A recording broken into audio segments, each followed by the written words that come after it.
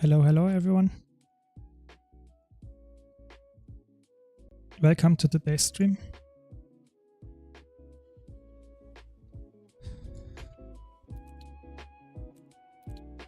So today we're gonna play some World vs. World, some roaming with different classes. As always, if you have any questions, I would be happy to answer them. World vs. World, when I roam, I have way more time to explain things. Yesterday's stream I had a lot of stuff going on in PvP matches, I had to concentrate a lot. So, welcome Mr. Smith. So the thing is, World vs. World, especially if you have large fights, let's say you're going 50 versus 50, maybe even versus 50, so you have a three-way fight going on. You have 150 players, or even more, on one spot, and that's causing every PC currently on the market to crumble, you know? You have to just be aware that Guild Wars 2 in World vs. World especially, you will always have some skill lags or some FPS drops, especially in World vs. World when you have so many players on a, let's say, casting skills. So I would say the most important part here is that you always have this character model limit to the lowest in World vs. World and effect LOD on. Those two settings you should always, let's say, have like this. All the other settings actually you could turn to maximum. It doesn't really matter, doesn't really change how well it plays most of the time. And that's the sad truth, you know. So even if you have, let's say, a 10K PC, it wouldn't change how many frames you get just because of the game is strictly to, let's say, the servers, the game itself. It's not optimized for having, let's say, 150 or so players on one spot. So that's the only really, let's say, tip I can give you. I'm sorry if you didn't want to hear something like that.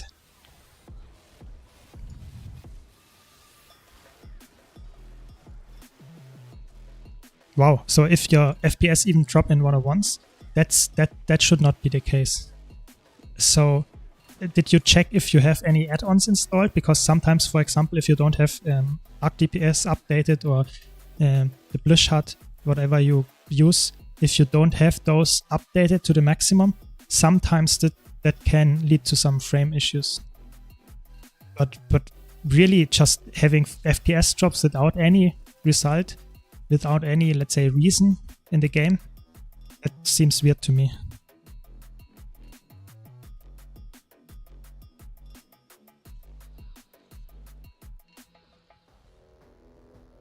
Sorry, I don't really know.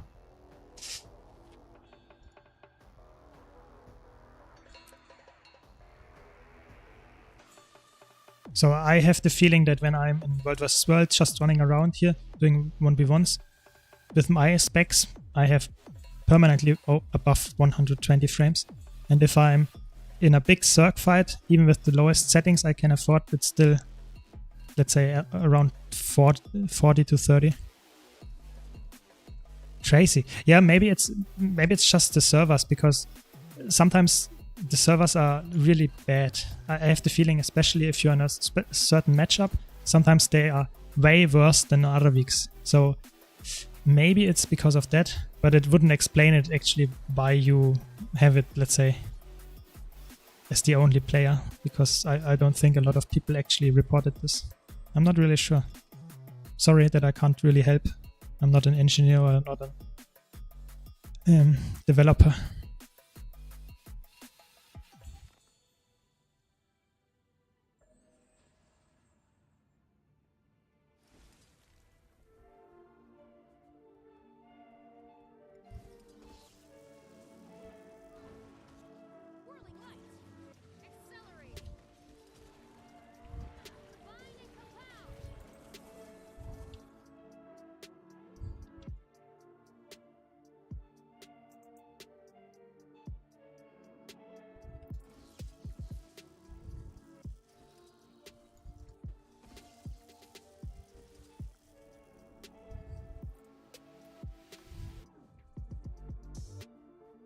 So I want to test some roaming builds, just getting warm, so to say, and doing some roaming on the Willbender.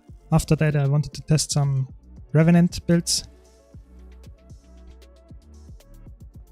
But with the recent Celestial nerfs, there are a little bit less, builds that you can run. At least with Celestial, you have a lot of problems. If you previously run Celestial for the boon duration, a lot of Celestial build actually did exactly that. So the question always is it still worth to run Celestial even without boon duration? And I would say, especially in roaming, a lot of builds, actually the answer might be no nowadays. And I wanted to test if that's true for Revenant as well.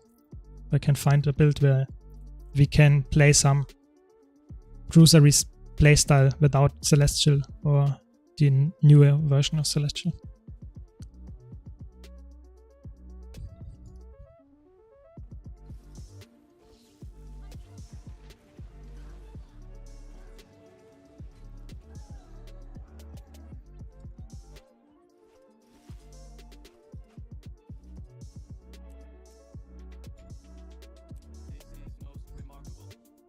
So it's not even 3 weeks anymore until we get the new patch, hopefully in 20 days. It's really good. Let's really hope we get some amazing new content, but most importantly also amazing, skins, and also I'm really hyped for the relics. 6 more relics might be really, really good. Let's see. Yeah, sorry that I couldn't answer more, let's say, productive, more effective, but I hope you still can get some value from that.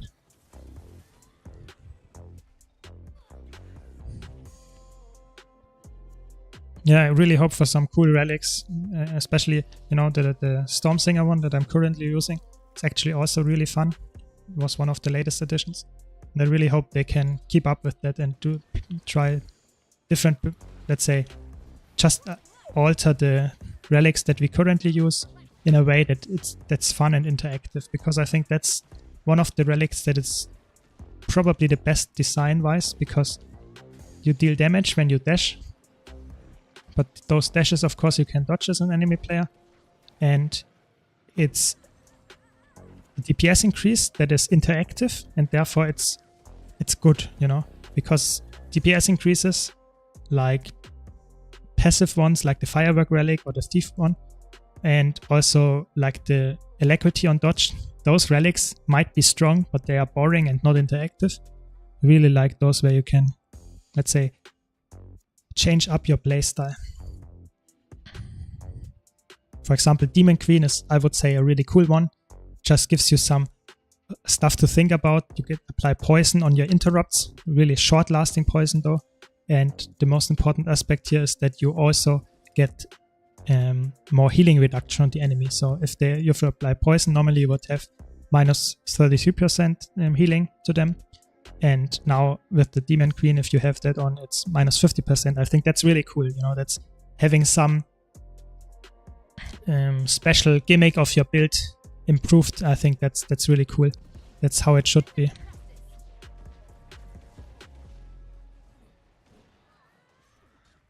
But let's see if they can live up to expectations and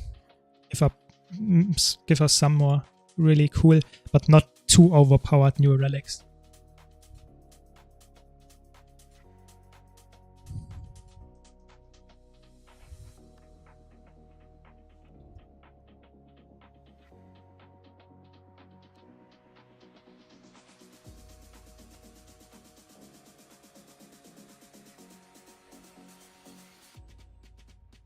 Yeah, if you have any questions, please let me know. I'm always happy to answer. Also, feedback is greatly appreciated. If you have any recommendations, please let me know.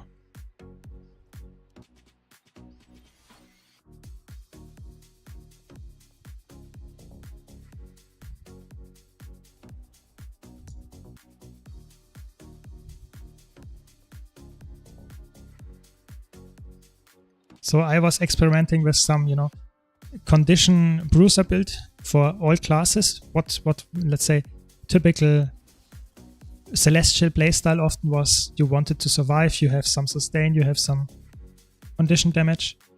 And the question was now, how can we replicate that without having the expertise and the boon duration of the celestial stats anymore?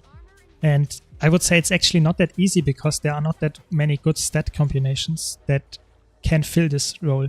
So you can of course do some, or try at least to go for some, what's it called, ritualist gear, but then you get vitality and don't have any more healing application. So that's not a good, let's say, choice for me for the most part. You don't have that much healing. And if you combine that with, let's say, some apothecary gear or something. Really? Tell me, what did you do to fix it? It's really interesting because that might, let's say, other people might have the same problem. It's always helpful if we can share that knowledge,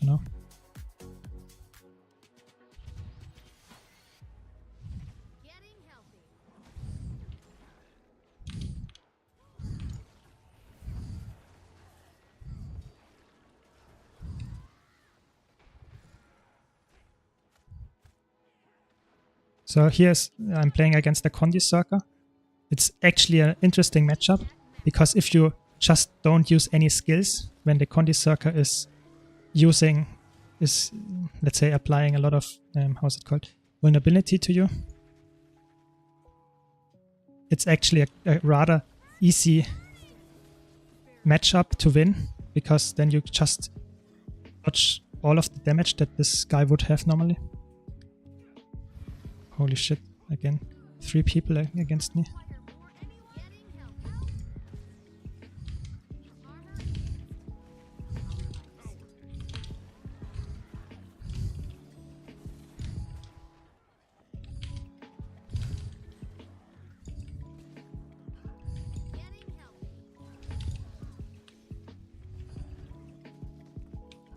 Clean. Actually clean 1v3. I mean, they were of course not the most amazing players here, but I guess I take it.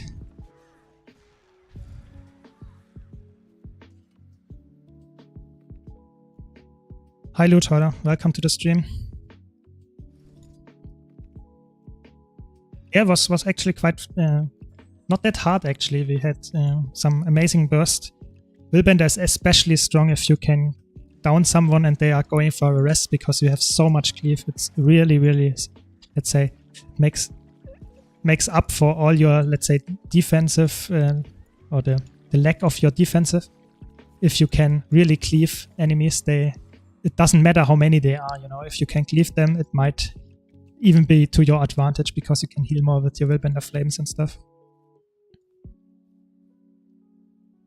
Ah, okay. Yeah, I mean, it makes sense to shut down all programs to get the, let's say, least resource heavy stuff on your PC. I mean, it makes sense. But that it really cut off all your frames, it's actually crazy. But at least now you know, and now it's fixed. Seems good.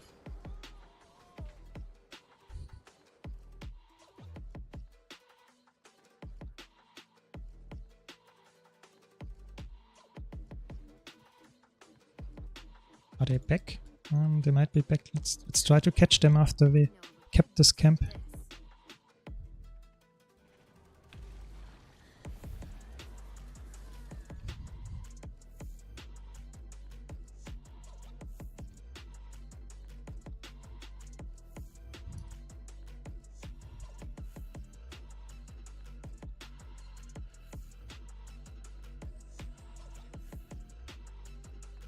Yeah, I feel like sometimes if you have that, you should probably fix it, even though you want to play the game. Because if you have an issue and you, let's say, go into a nice matchup or something, or 1-on-1, or you have some nice boss, whatever you do in Guild Wars, it might be exactly at that moment then when you have a frame drop or something.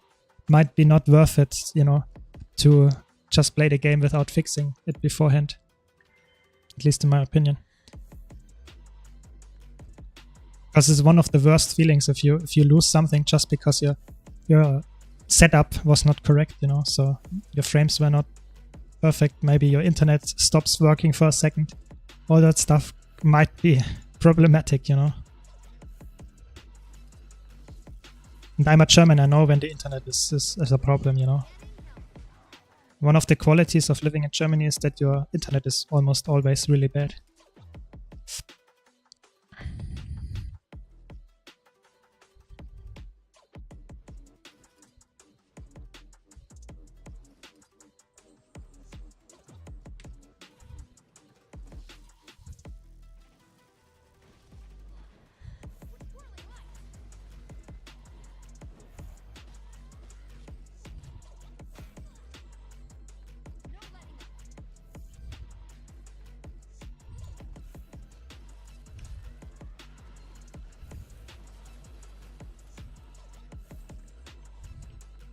Sadly, no one here to defend the camps. Maybe we get some more action later.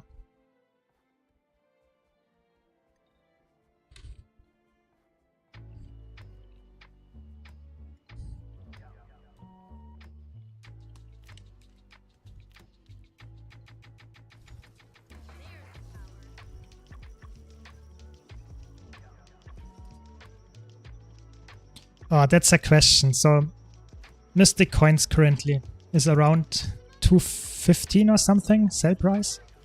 We will check in a second, but the question now is, do you feel it's worth gambling to say, okay, in the next update, when there is at least a Legendary Spear release, a lot of people will buy Mystic Coins, you know? If you are, let's say, really confident in that, then you should probably hold on to them and sell them then, you know, when it's even more expensive. Or if you feel like, no, probably a lot of people are currently in the same position as me and hold on to it. And maybe even ArenaNet introduces some new kind of way to get Mystic Coins. Maybe the new raid will get some Mystic Coins rewards and they will crash in price. I'm not sure. I don't have any inside information.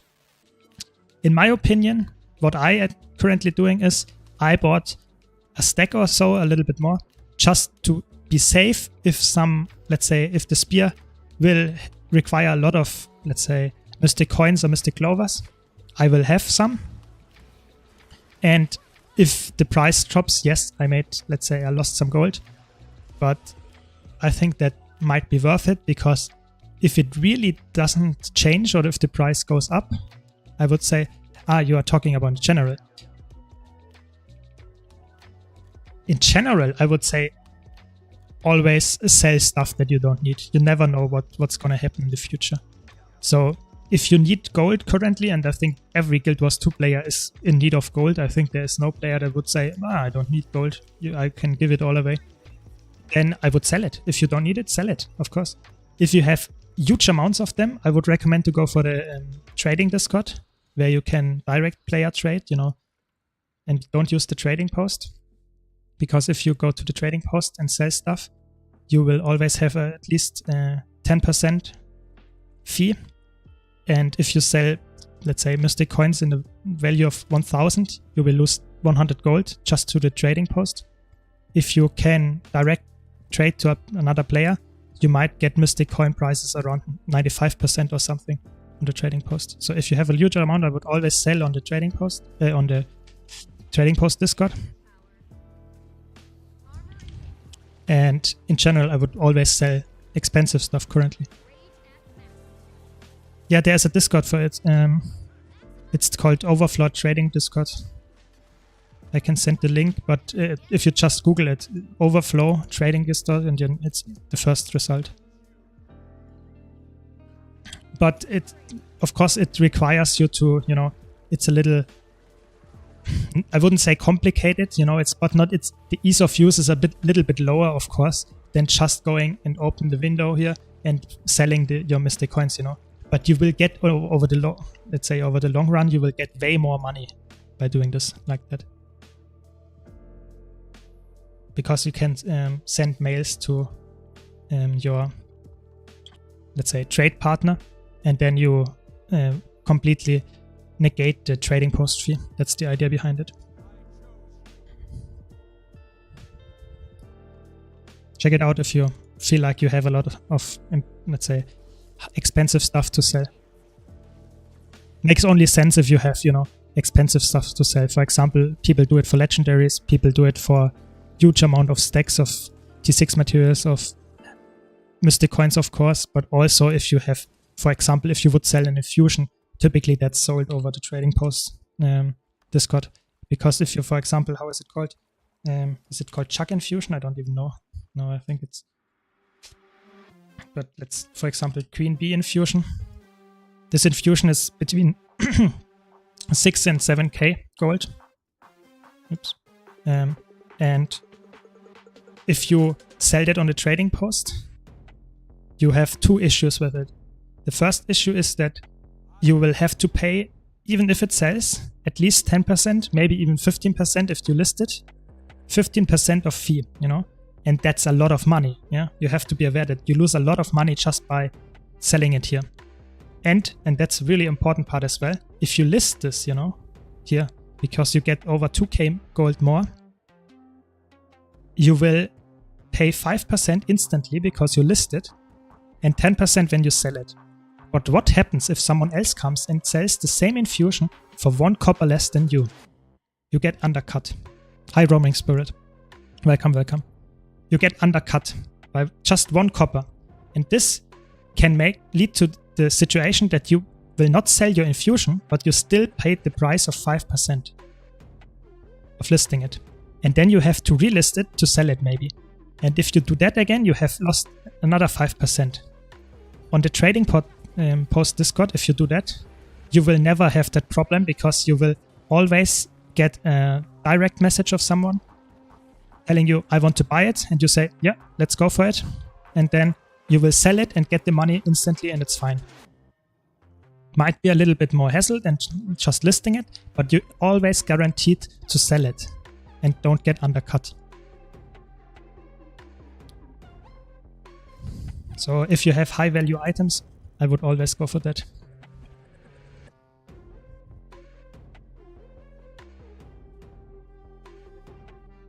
Yes, that is right, Roaming Spirit. Of course, there is some rank up system. I have to be, let's say, disclaim that a bit. So there is a rank up system. So if you start out, you have 0 trust, so to say. So people that, let's say, don't know you, want that you send them first. So if they sent a lot of stuff already, if they did a lot of... Hi, Palenko is here, nice. So if you have a lot of stuff sold already on the trading post, or on the trading post Discord, then you will get a lot of, let's say, easy, how's it called? People saying, yeah, you can trust this guy. But if you're starting out, it might often be the case that people don't know you and want that you send to send first. So that's it. But of course, if you don't want to do that, it's fine. You can go on the trading post. Just be aware that, of course, you have a little bit less risks, let's say, getting scammed, or no risk at all. But you will have the problem that you definitely will have some, let's say, pricing issues all the time.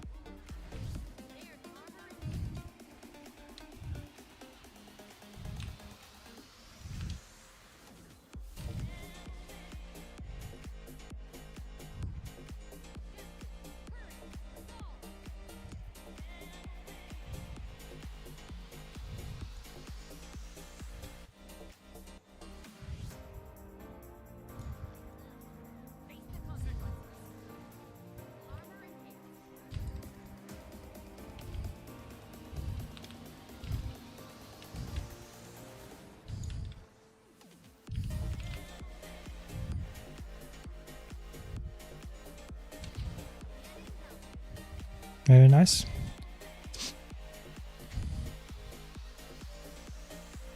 Yeah, I mean, just giving you options. I don't want to, advertise it too much.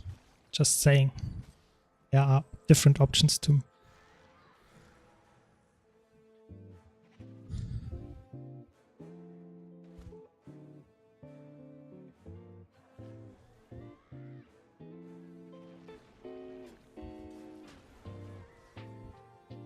I chose you.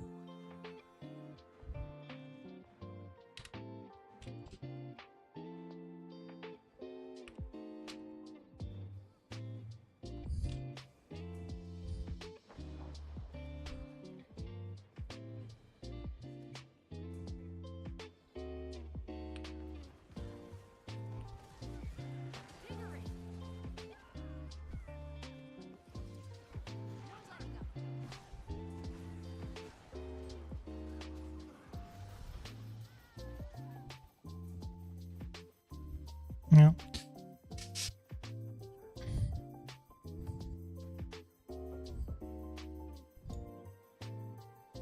So this week we have systematic abuse on our server as well. So if we want to roam, we have a lot of roaming guys giving us support. So it might not be the perfect time to get really good roaming montages, because there will always be someone helping you probably.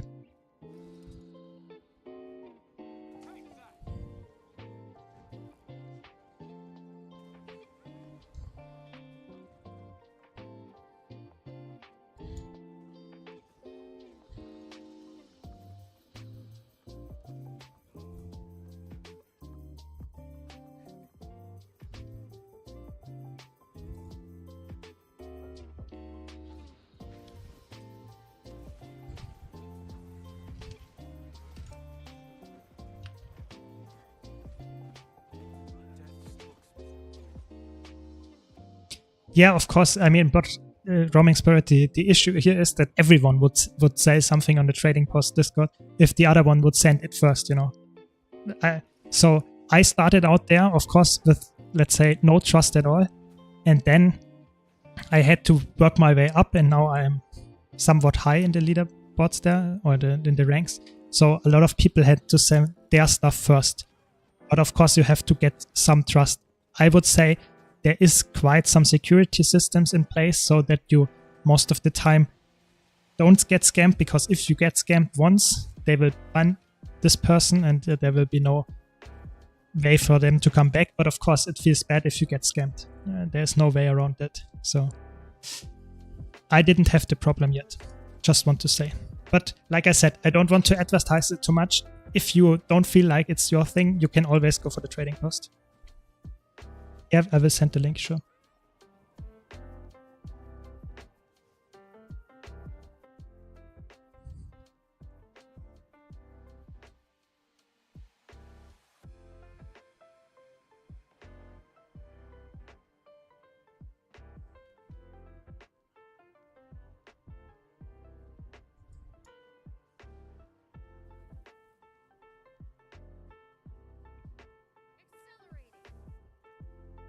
Sorry, I had to swap there a bit because I don't want to spoil all my Discord messages. 1 second.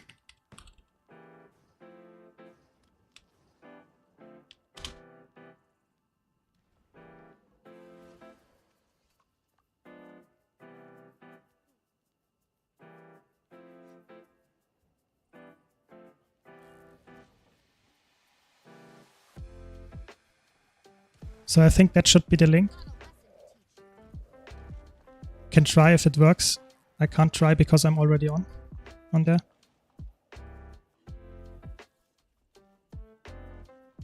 But it should work now.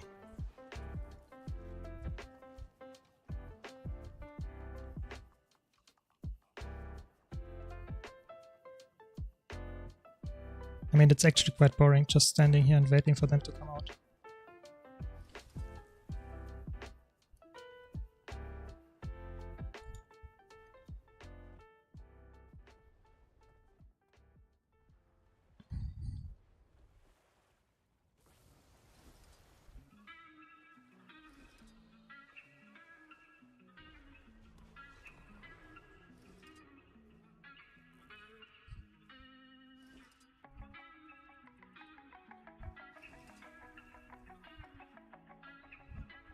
So did it work?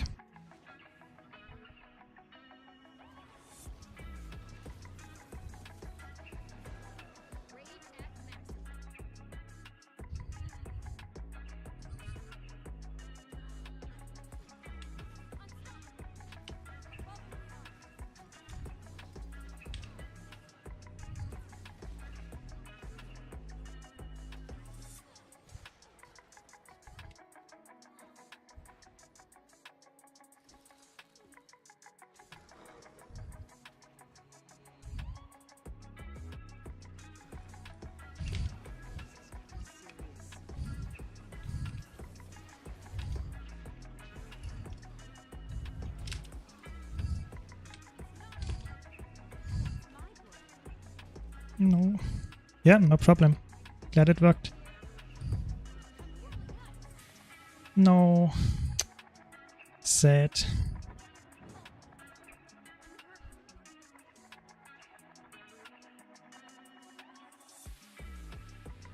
Yeah, I mean, of course, if you lose someone's trust once, it might not be recoverable. I can get that point of view, definitely.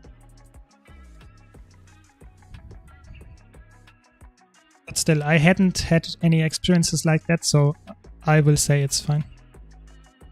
No, I did not get scammed at all, but I think Roaming Spirit has some similar experiences on different Discords. But I did not scammed once, and I've made hundreds of trades, so...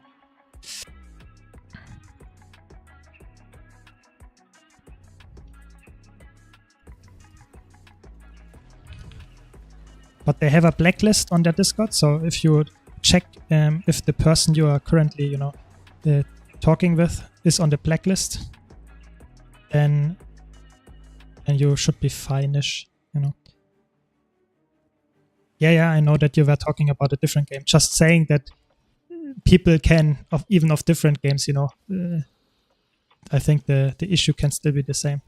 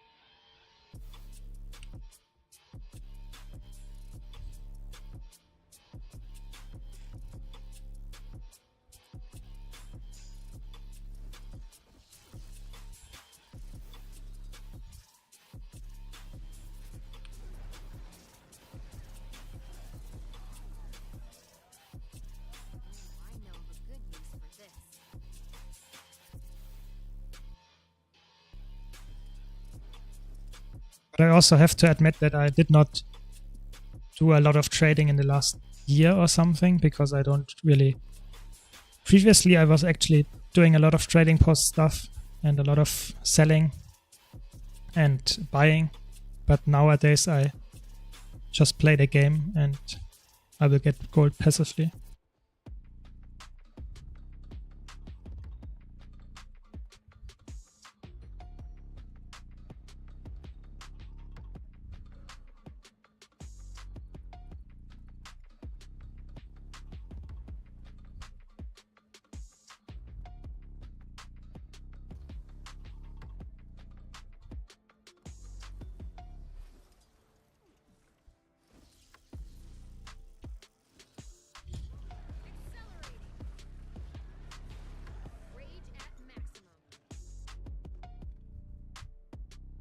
Currently, I really enjoy Wilbend on PvP, World vs. World. It's so fun, so fast-paced.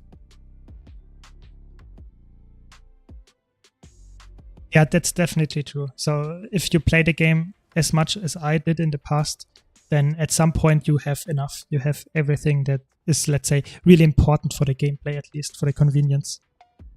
But as a new player, you definitely want to get the most, let's say, for your time that you spend. And if you find a really big drop, oftentimes it's over the trading post Discord. But I have, of course, a lot of stuff in, let's say, current Guild Wars 2.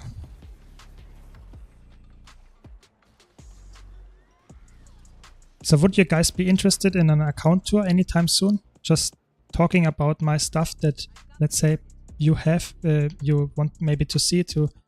Because I had the feeling if people in the past did it and I watched it, I often feel really, let's say, motivated to do some stuff.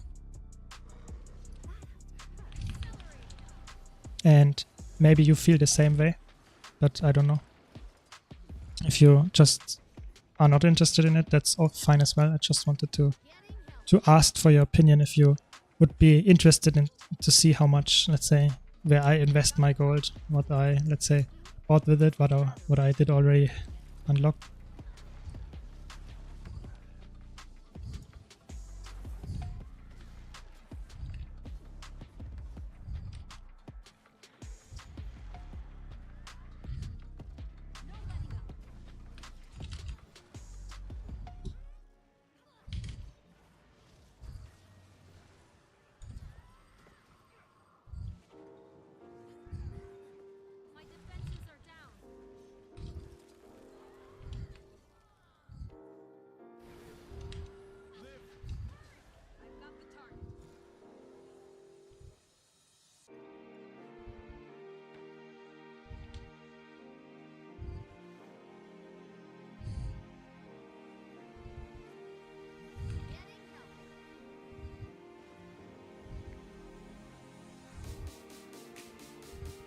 Sad.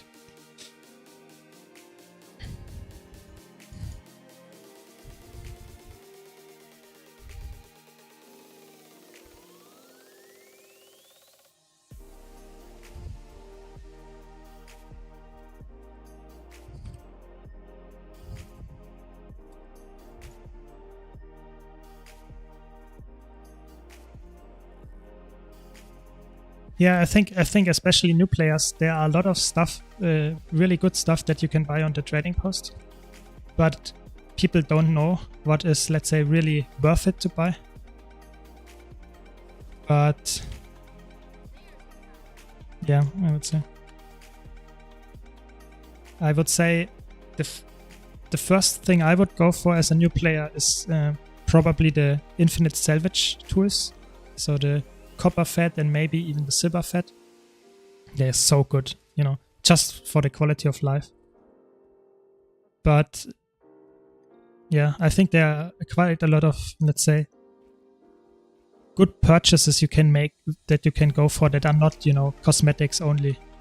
So I would say going for legendary amulets and rings and stuff is also extremely valuable, because you can use them on any character in any, let's say, situation except PvP. It's really good. But Of course, bank slots are extremely valuable, especially if you have the permanent bank access express. Yeah, actually quite a lot of stuff that you should purchase in Guild Wars 2 if you play the game somewhat frequently, just because it's so much quality of life that you can get. Also feel like shared inventory slots, if you play multiple characters, can be really beneficial. Of course, if you have a really large bank, it might not be necessary if you also have the permanent trading post bank express, so this one.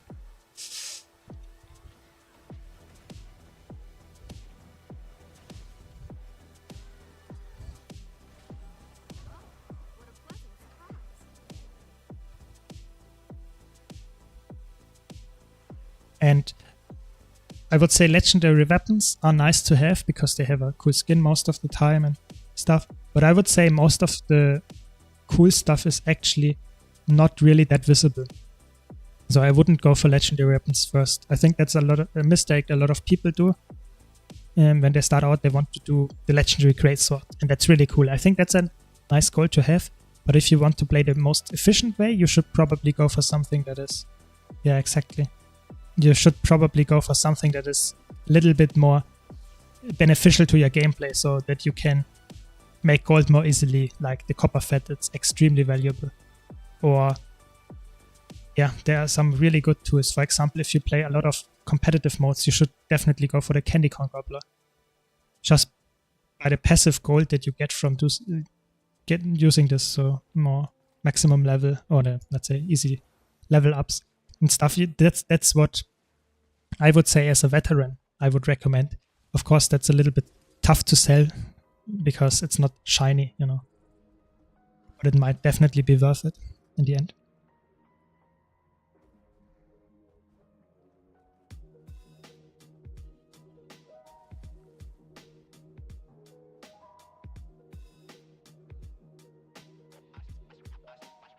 Yeah, I think, of course, the opinions, let's say, people have different opinions. You know, some people say legendary weapons are the Orion ones are really nice, and some people say they are the ugliest set.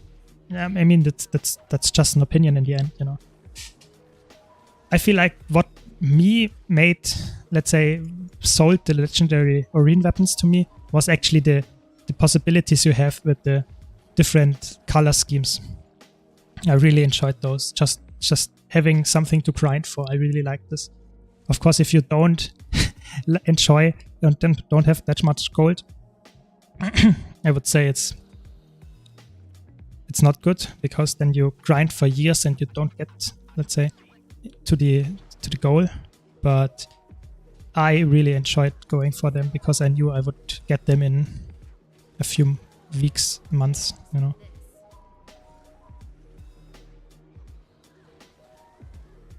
Yeah, I think they wanted to give some entryway with the legendary starter kits for new players, and they said, okay, the starter kit is the best option because then you can also have just the core game and you can still make the legendary. Because I think you can't do the legendary Orion weapon without having the corresponding. Holy shit! He actually instantly stunned me.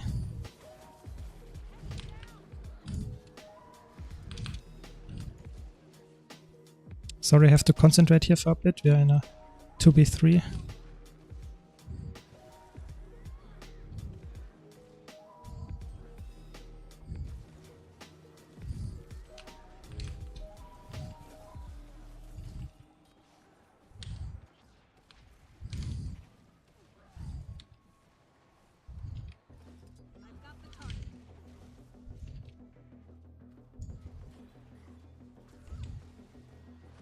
Nice, we won it. Yeah, I think you need to have Soto access. I think you can't get the legendary Orion weapons without Soto. Without EOD, not Soto.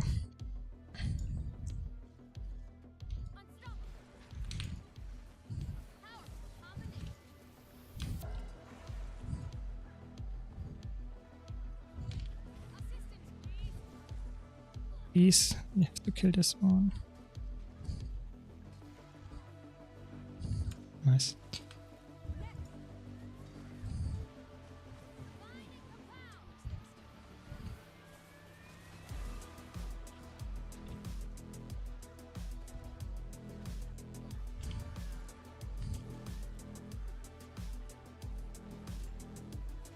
But I think in the future, maybe they have something like that. But I actually think the Wizard's Vault is sold as a core feature, and therefore all the rewards should be valuable to all players that have the core game. Because if you put something like an EOD Legendary Starter Kit in, I think some people can't really make a use out of that. That's, I think, the reason. And you could always, of course, just sell your weapon. So if you want to grind for legendary weapon and you don't like the skin, you can easily sell it and make some really good gold and then buy the Oreen one if you would like to, you know.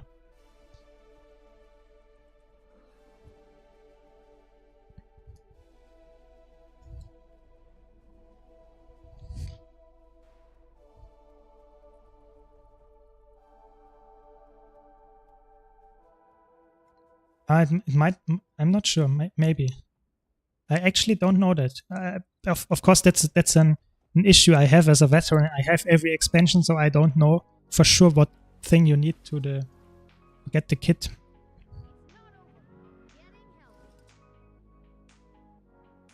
Yeah, that's true. If that's the case, then I would say you could probably go for Oreen starter kits in the future as well. I think then if you really are locked behind expansions, that's actually crazy then, yeah. Yeah, I think it might be because I'm not sure why, actually. That's actually crazy then, because I think the core kit is actually makes sense to have for core players, you know. Why would you not be able to purchase this if you have access to the Wizard's Vault, that is?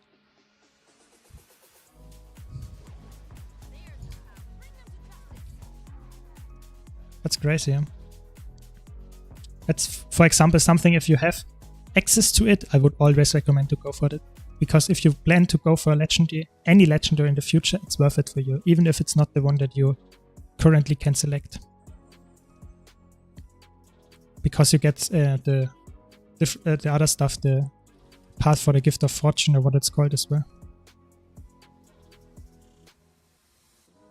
Yeah, that makes sense. That makes sense, yeah, probably. But I think you can still do that as a veteran. You just have to put a little bit more effort in. And at that point, I would say if you have to put some effort in as well, I think that's okay. If you get players to buy a new account just to get farm more gold with the legendary, I think that's fine for me. I think they should go for some new account sales. It's okay. Yeah.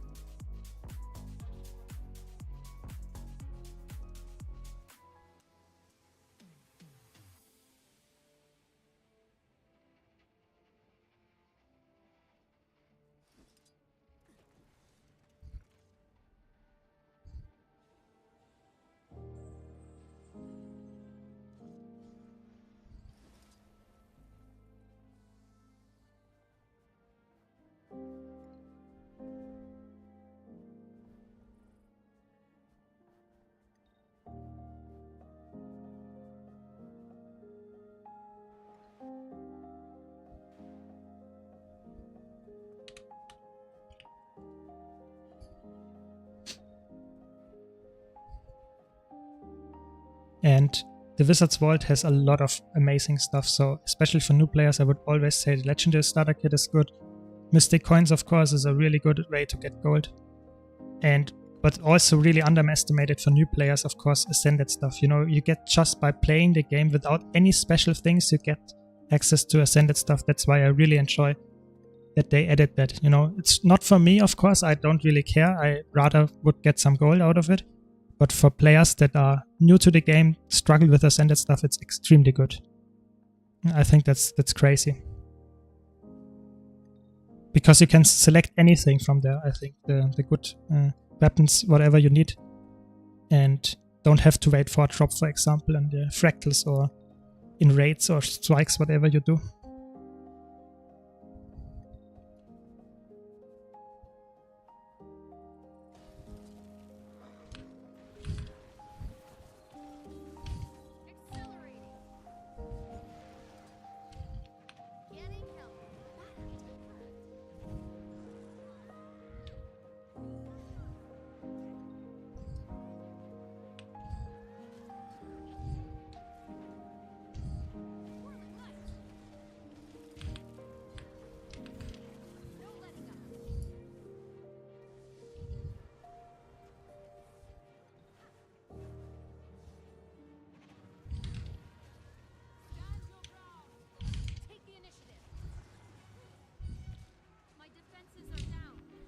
Oh my god.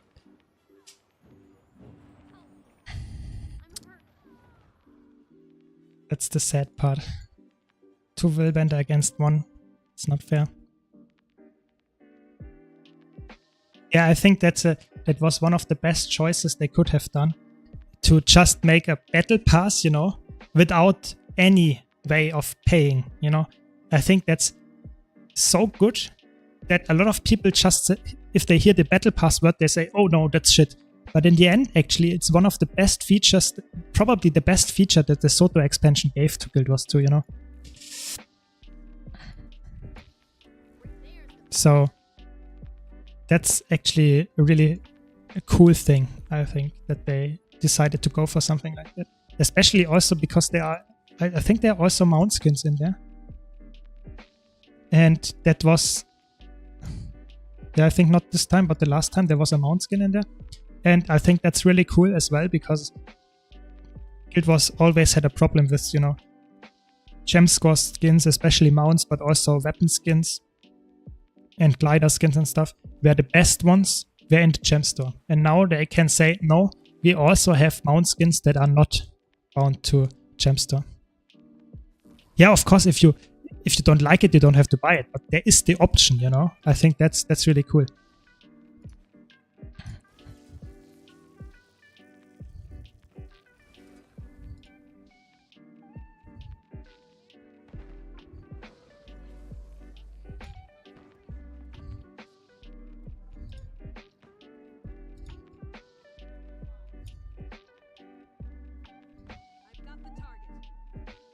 Yeah.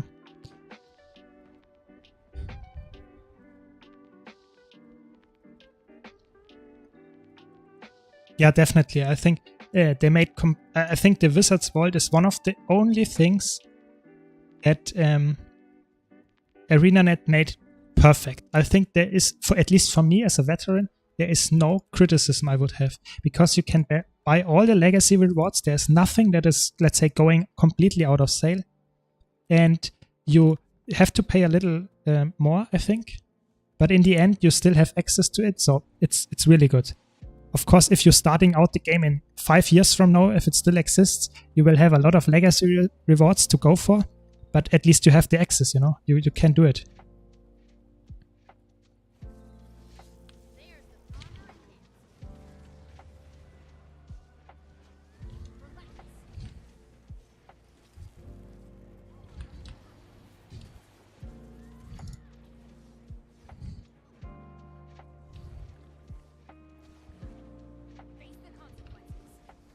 How many dodges does this guy have? That's insane.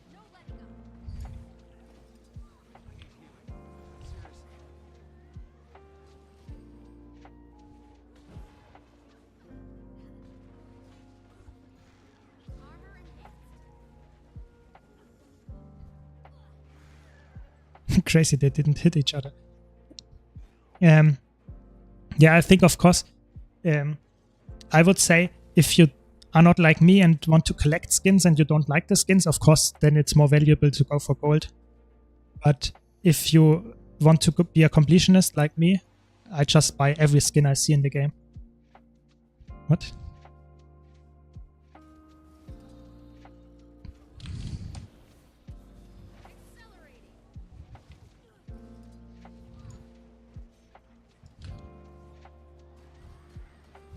How much toughness does this guy have? I hit for 300. What?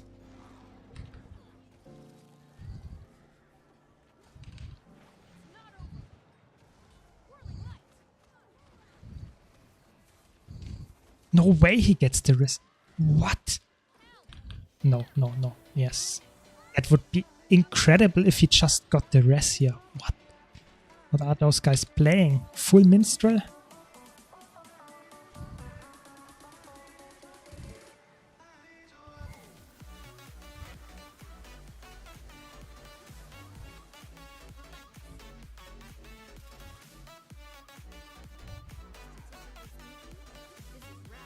And the crazy thing about the Wizards world, I would say, is also that you, even if you play the game somewhat, you know, casual, you don't have to go for every single daily, weekly achievement.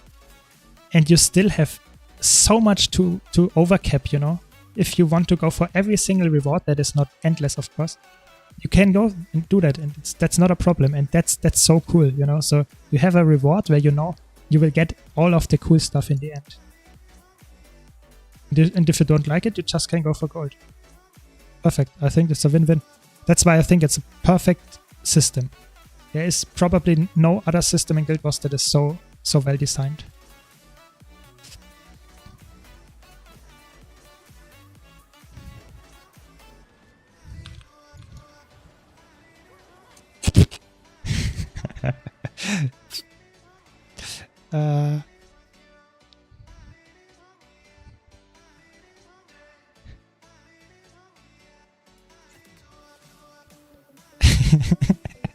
He tried to protect it, and then he saw we have too much damage.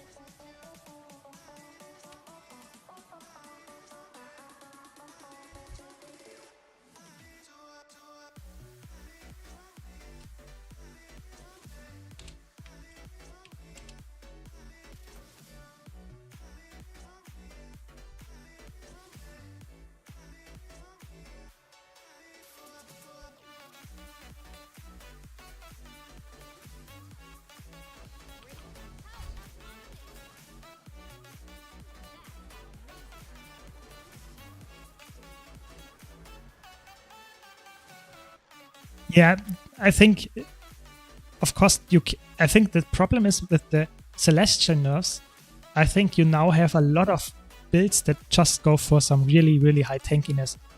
It feels so frustrating, I feel like. If you fight for 10 minutes and it's still not ending. I think that's why I play Willbender right now, because I want to end the fights one way or another, you know. If I go for some really tanky Trailblazer stat combination or something, it feels just so slow. I really dislike that.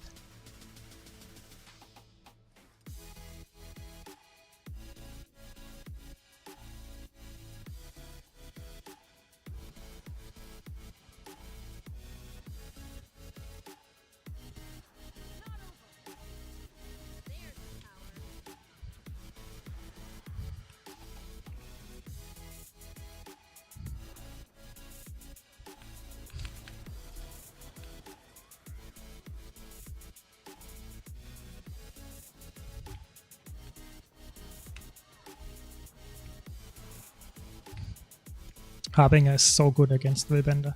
The permanent weakless application is insane.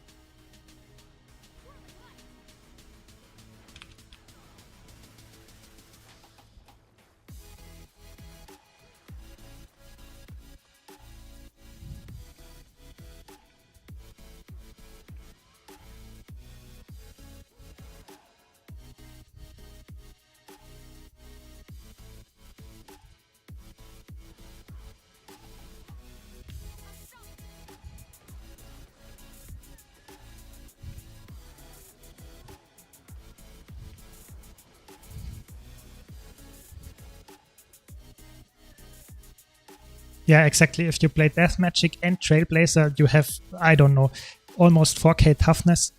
That's just insane, and it feels so bad to play against, because you have, if they apply weakness, I do almost no damage. That's so sad. But I would also say it might be also really boring to play. because if the enemy has enough cleanses, it's an endless fight.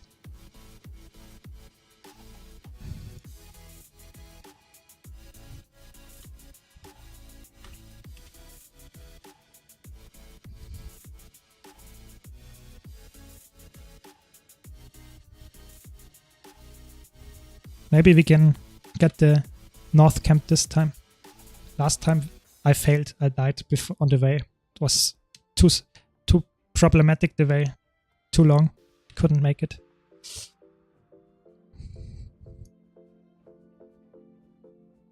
I mean, that's just disgusting. If you really go with a Scourge and a Trailblazer, and that's just not fun anymore. I think that's okay. I think World vs. World is made to be like that, but it doesn't mean that I have to like it, you know. I really dislike this really, really long, drawn-out fights. I also have to admit I don't like burst fights either. So if, let's for example, I run around and a full-blown stealth Necromancer comes and then instantly, you know, one-shots you, I think that's also not cool. I think there should be a middle ground there. But often it's crazy. Also, I would never say that a full tank meta is fun. I would, let's say, if someone really comes up and plays full tank Necromancer and you can't win the 101, that just is boring, really boring. I really dislike it. But it's also really hard to balance. In World vs. World, they almost never balance stuff like that. If you really want to play tank, you can go full tank.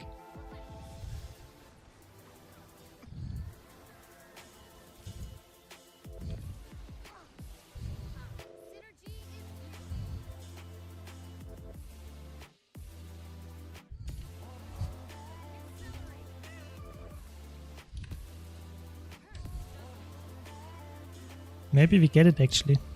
It'd be fun. Yeah. So we have 10 seconds apparently. Let's see.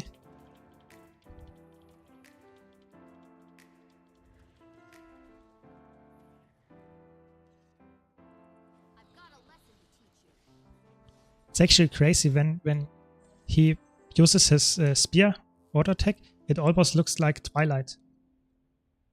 It's actually really interesting that they designed it like that, that the normal auto attack almost looks like that.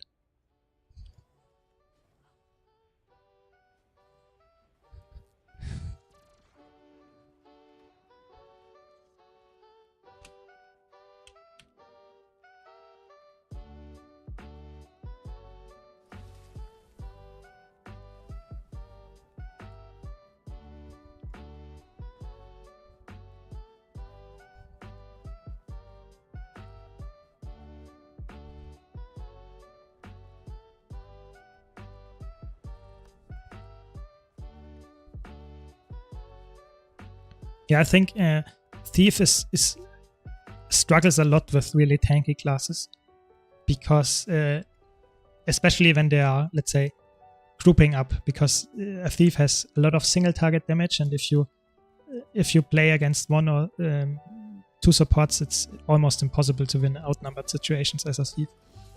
As a Willbender, I would say you do a little bit better because you have so much cleave, but as a Thief where you have a lot of single target attacks, it might not be working out, especially when they have so much barrier and weakness access.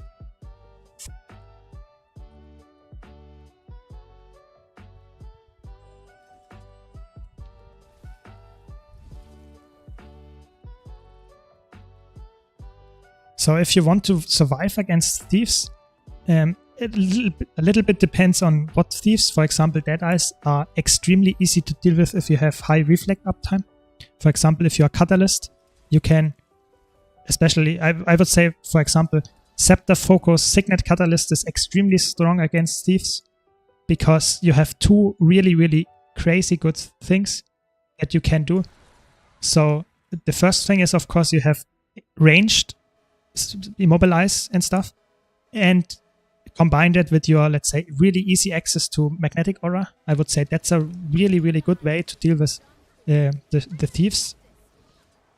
But I would say other classes that can deal with thieves are, of course, really bursty classes. For example, if I hit my burst on a thief and they sleep, we will actually kill them in one shot. You can see it in a second, maybe.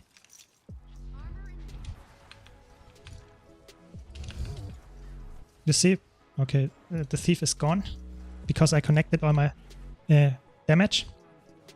If I, on the other hand, can't connect my damage, oftentimes I die from that.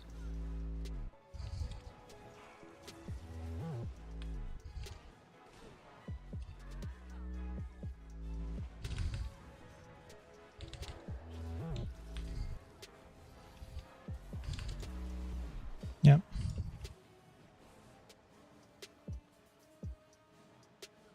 So I would say Necromancer has tough time against good thieves most of the time, just because you are so slow and the thief is way faster than you. So I would not recommend to go for Necromancers most of the time. I think a good Revenant can fight them. Especially Heralds are quite good against thieves. If you can land your reveal, that is.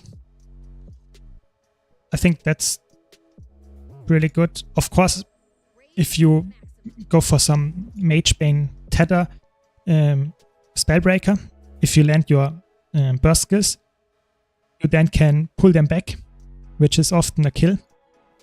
So that can also help. But I would say the best spec is currently Signet Catalyst, if you really want to go for the best option against thieves. At least in my opinion. Might be wrong on that. But in general, I would say that's definitely the way to go. And of course, if you play another thief, you might win. You know, that's a mirror matchup is always skill based. So if you have more skill than your opponent, you might win that, or you should win it on a mirror matchup. But often thieves duels don't really, you know, end because you can just disengage and stealth up, and then you are fine until you reset the fight and go back in. So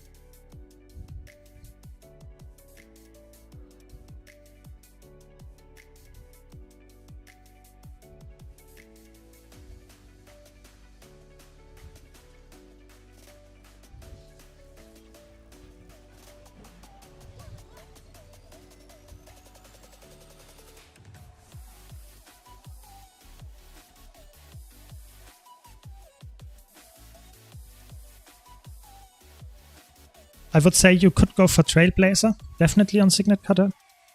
I would say the best option is still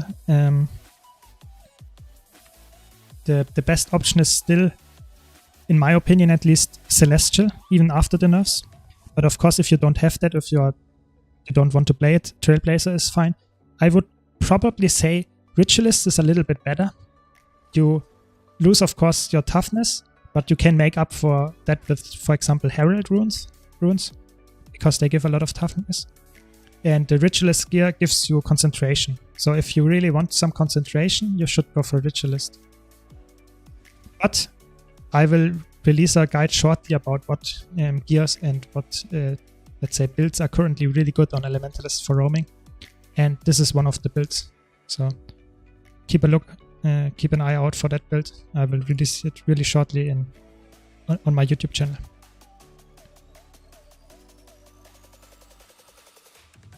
But I would say Trailblazer is, of course, in World vs. World, a really good stat. If you want to go for a slow-paced roaming playstyle, that's probably the way to go most of the time.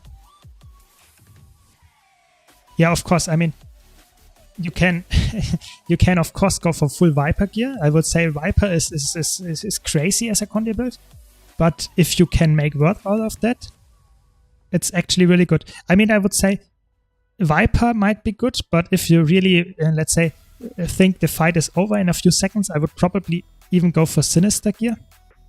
Just because you can't get, let's say, value from the expertise if the fight is over in 5 seconds.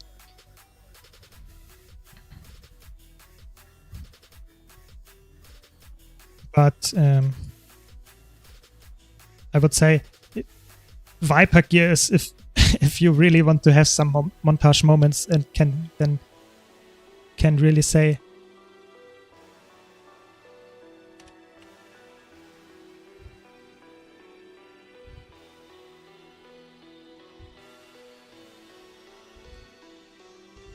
I mean, yeah, I think in the general change to World versus World with the Celestial stats is probably a good thing. I mean, it's hard to say.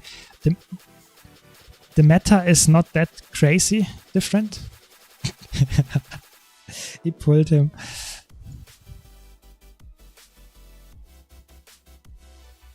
That's intense.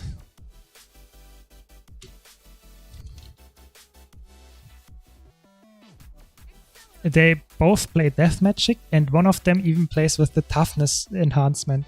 So they have probably both around 3.5k Toughness. Really nice. Really, they hit, that noodles fight.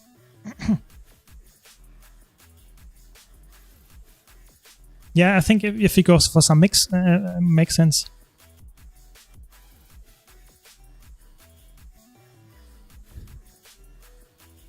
Easy, we have a winner. Congrats.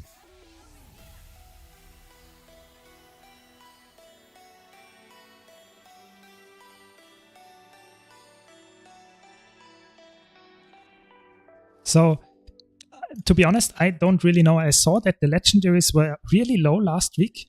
I saw that, and I was really surprised because 1.8k for legendary is really low. I think that's not a price you normally would would see. I think they now are back to the normal price. Yeah, so I don't really know the answer to that, to be honest. I would say it's just random.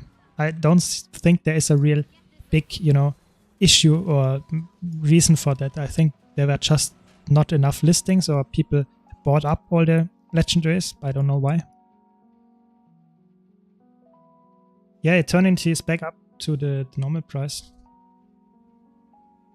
Or a little bit higher, I would say. 4.5k is actually higher than normal. Yeah, I think the problem is grieving gear is such. The problem is you don't have any expertise, I think, on grieving gear, and a lot of Condi builds. If you don't play, for example, I would say even as a one condition build, for example, a burn firebrand or something, even then you want to have expertise, because most of the time you apply other deliberate, let's say, conditions, for example, vulnerability, you want to have immobilize and stuff, weakness, and all of those will get value from expertise. If you go for grieving gear, you will only get one conditions up to 100 or something because you use some firebrand rune or some food that gives you burning duration. I would say in most situations it's not worth it to go for grieving gear. I think most situations Viper is straight up better if you really want to go for the maximum damage.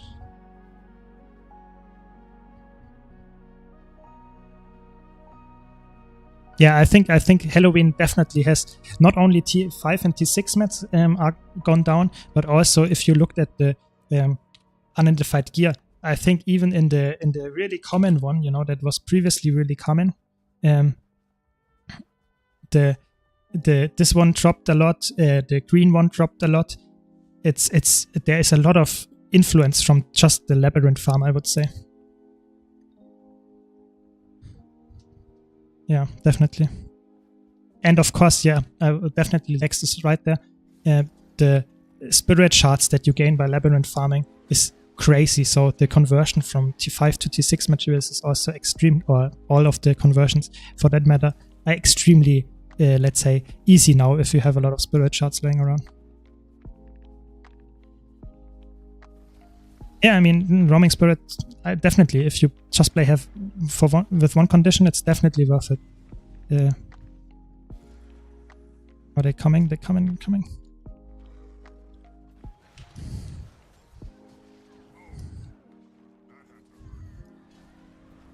Oh, that's a Giga Chat. He plays with XX. Yeah, didn't help him.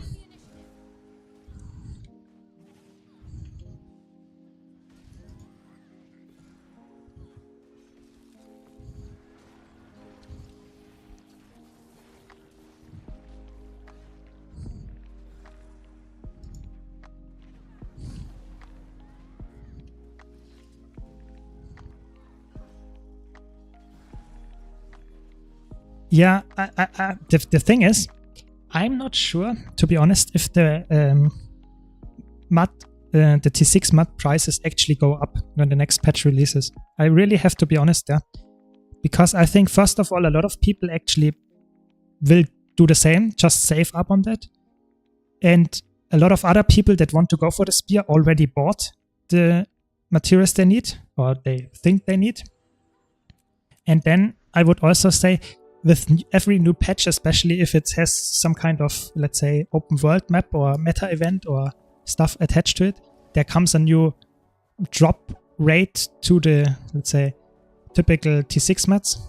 And I think if people do it a lot, it will also decrease. So there was always, even if there was no Halloween festival, a drop in unidentified gear prices when the new updates released. And that is also the case for T6 materials, because a lot of people play at that time. So just in general, the demand will stay on average the same, but the, let's say, the people that can provide the materials will increase.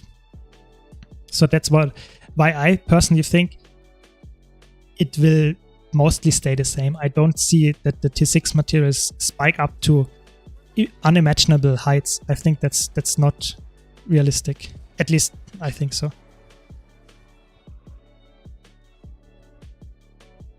But I do the same, Lex. I definitely do the same. I just stack up on everything that can be turned into T6 mats or something.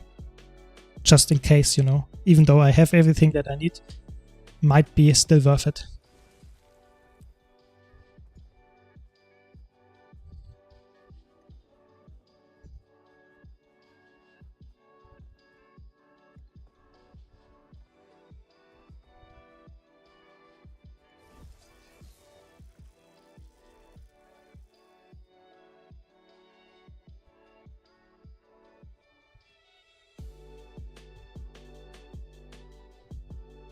Maybe they come to defend again. Would be fun. Yeah, I think that's definitely a reason to stockpile stuff, you know, just to see the number go up. I mean, that's the end game goal of Guild Wars 2, you know, just see the number go up of your account value. Tip for that, you should always go for example, for the, how is it called, revive orbs in the thing, because you can buy them on the trading, on the gem store, and it will also increase your gold account value by quite a lot, because they have such a high price in the gem store. How much is it? So it's 250 per orb. So if you that's a lot of gems actually just for one orb. And if you really want to just see the number go up, you should buy these. It's actually insane how much astral acclaim you can get, and let's say how much value you can get for this. I did not say it's good. I just said it's something to see the number go up as the value for your account.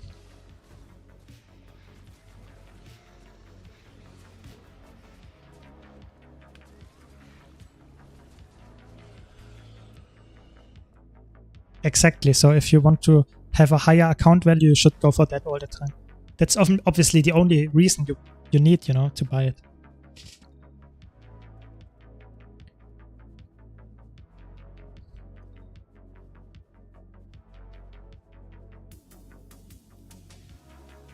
Yeah, I'm not sure if they really repeat this, that you can do the reward tracks and just stack up on the, let's say, chests and then get the relics, because I feel like they really want to emphasize on the need to do the achievements, that you can't get them any before that. Would be really weird if you can get them before that, because then why would you go for the achievements? At least that's what I feel like. We will probably not be in time here.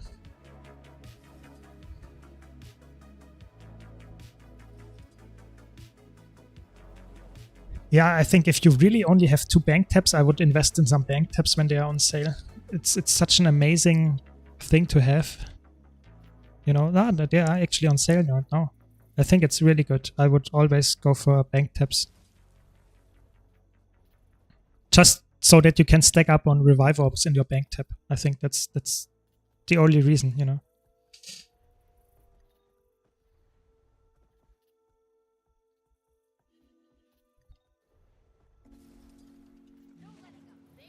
Yeah, but I think they will stay at least for 1 week, or is it not?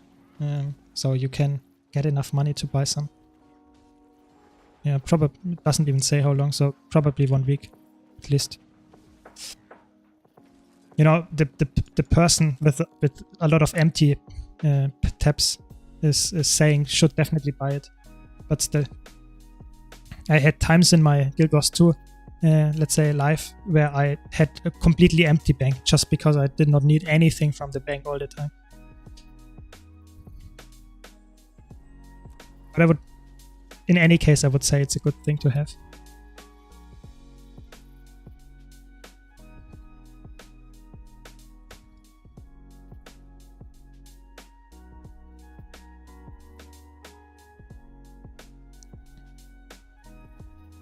Yeah, I think it's highly dependent on the person, you know. Some people play a lot of World versus World and want to shift their gear or their food and stuff around.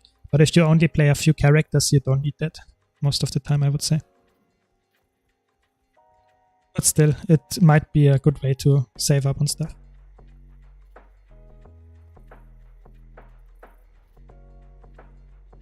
Crazy. Yeah, I think that's also a really good way of getting Mystic Coins, just repeatedly doing the reward tracks or the pips here.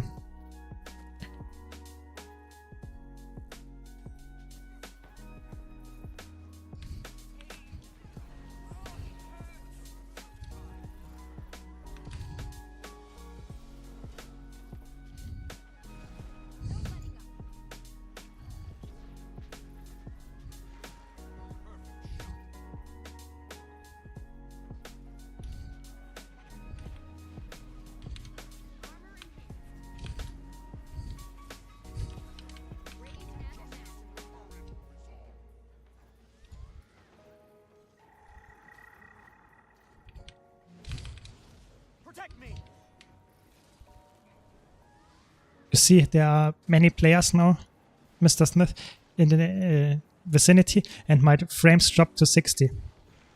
Just because there are so many players next to me, even though I'm in a 1-on-1, you know, so.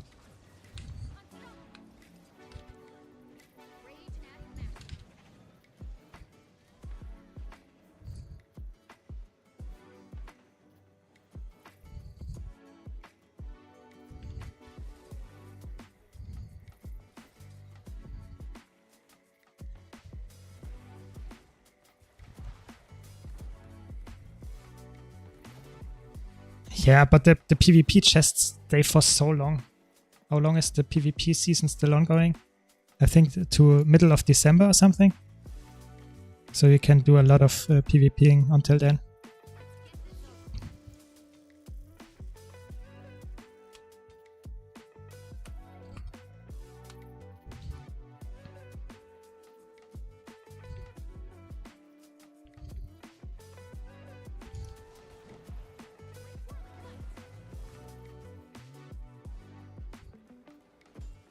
Yeah, I mean, they go on sale regularly, the bank taps. I would say at least twice a year. If you can wait for that, I would always go and just make sure that you have them. So I will quickly do a 2-minute bio break. We'll be right back.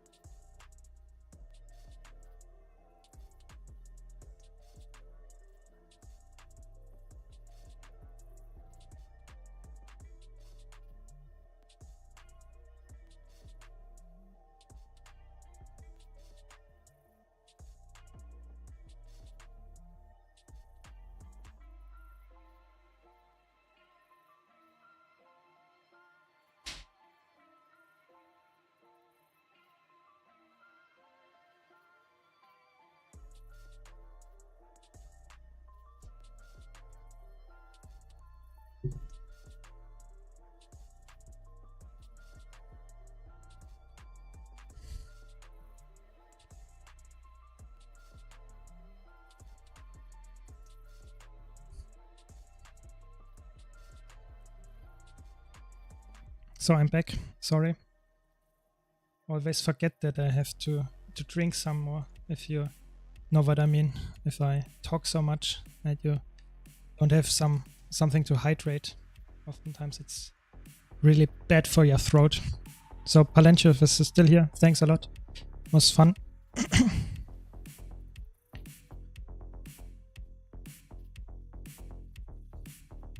Let's go to the ruins and get some ruin action going.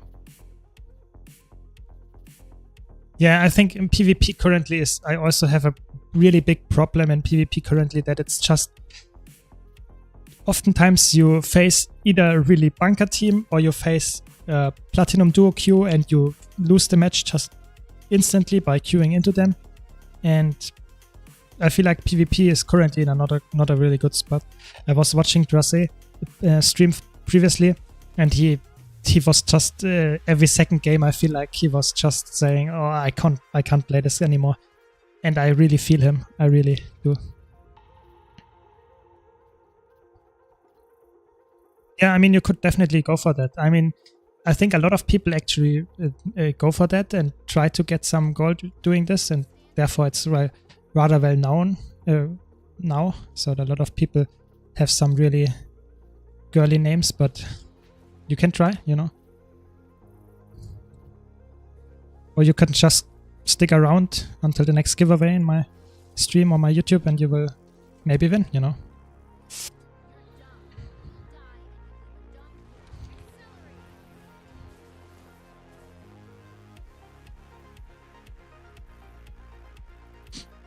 Yeah, I think it's also the best feeling if you earn something honestly and then just save it. It's one of the best feelings to reach your goal because you say just stuck to your aim that you had. I think that's, at least for me, that's something really satisfying.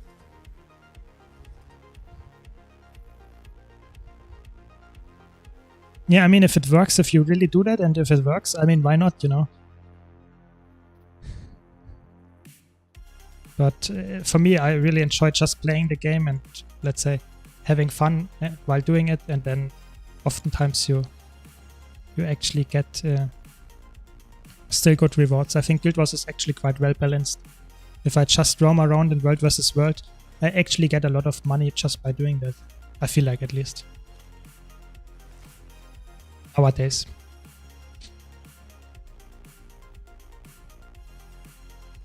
Because I mentioned that in my YouTube video about the gold tips, but I would always emphasize that if you have something that is fun to you, you should do that much more than just playing for the maximum gold gain. I think that's the biggest mistakes you can do.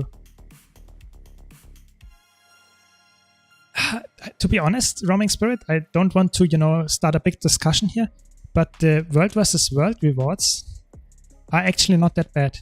Because in World vs. World, you not only get the pip rewards here, but you also get your reward track, yeah, and you don't forget you get your loot from your enemies and rank up rewards, and that is actually not that bad, especially if you go in a, let's say, defense event or something every 3 minutes. For example, if the maximum would be defense event of Stone Mist in the Eternal Battlegrounds, and a tier 3 Stone Mist.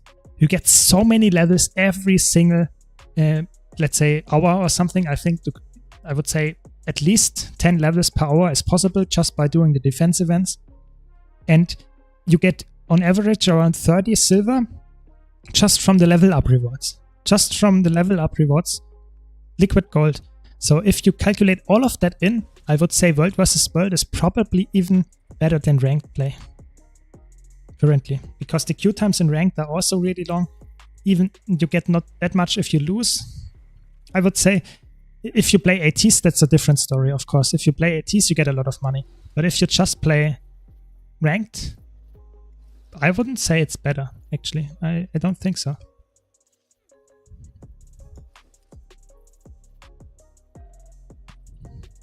Of course, if I roam around, it might not be the most effective way to get gold in World vs. World.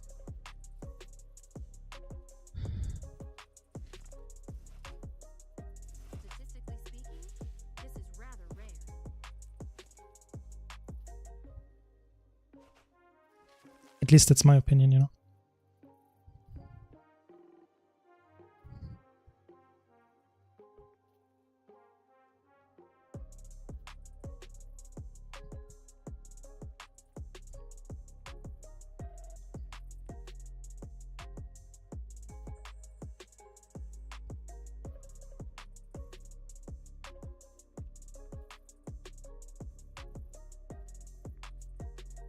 Today are actually not a lot of people here in Guild Wars. Maybe they are all playing. I mean, on Twitch streaming.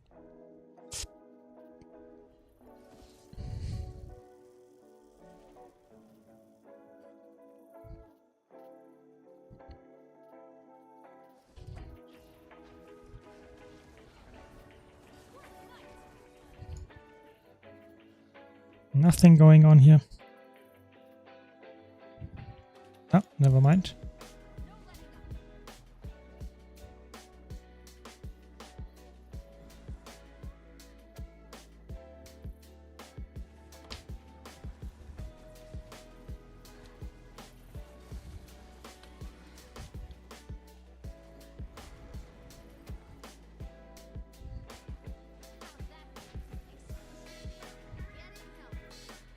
Oh, nice juke. Very good.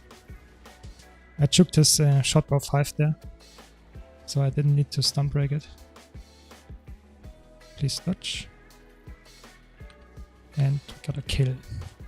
No, he's way too tanky. Why is he so tanky? Probably on Trailblazer. Oh, it feels so bad. Why is everyone on Trailblazer?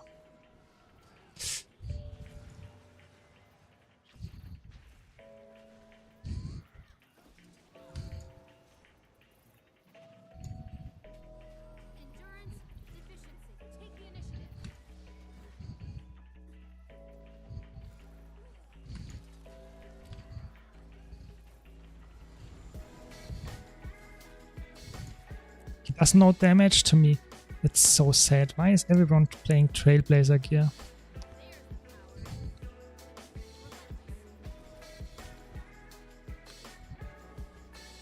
Just saying, you know, that was obviously a really crazy example, but I would say it's doable, you know, so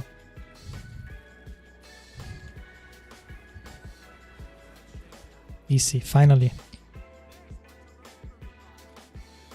Yeah, of course, if you die in World vs. World, you lose all your gear. So I lose all my legendary armor and stuff, and the enemy gets it. That's why everyone plays Trailblazer, just to make sure that doesn't happen. You see, it still happened anyway.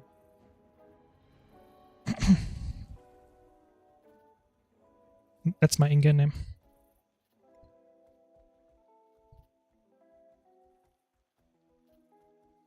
Yeah, but just to finish that conversation with the let's say gold difference between PvP and World vs. World.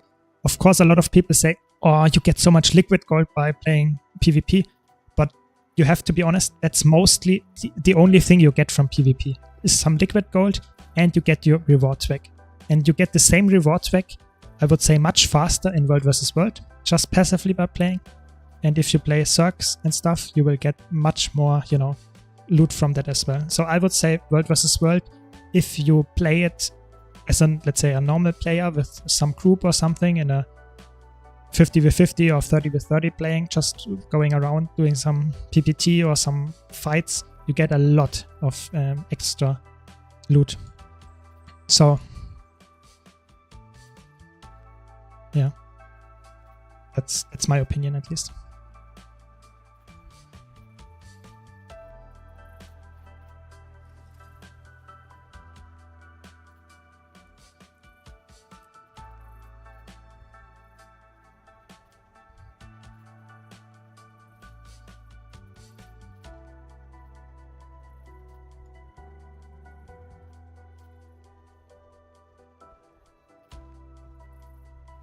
Sad, didn't make the jump.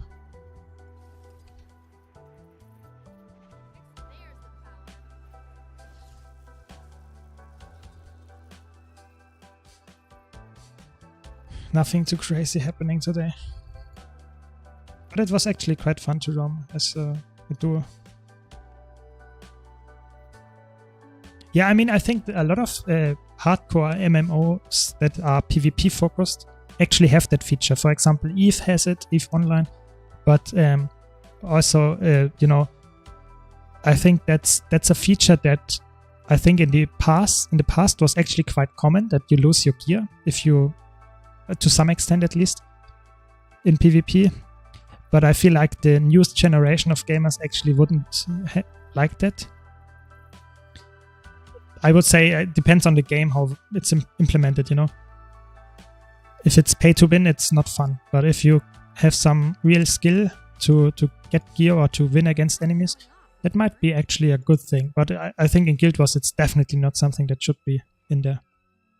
Not valid? It's interesting. I mean, that's my account name. I'm not sure why it's not working. Maybe I don't know. I'm on UU. Maybe that's why. I don't know.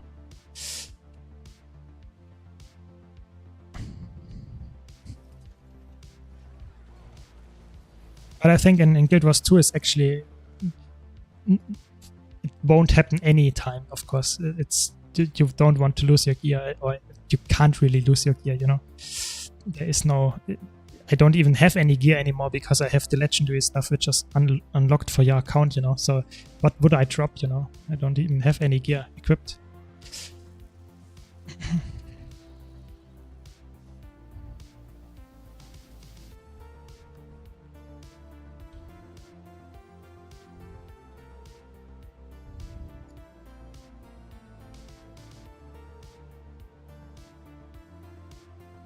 Yeah, I think that's quite common actually, this kind of, you know, system where you have some kind of negative effect if you attack some players or get some penalty for it.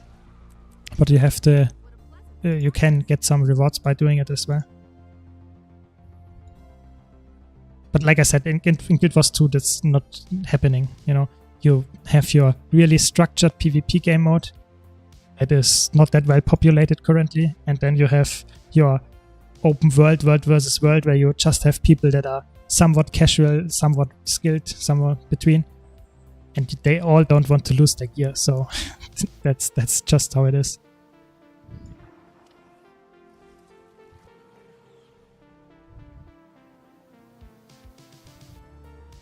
Ah, interesting. Yeah, I did not know that.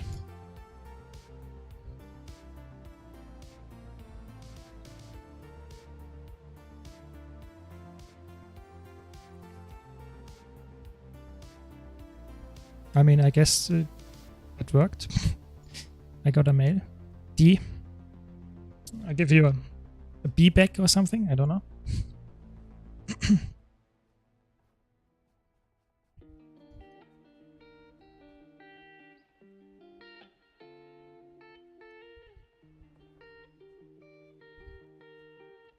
I think one of the systems in Guild Wars 2 that is so bad is actually the mailing system.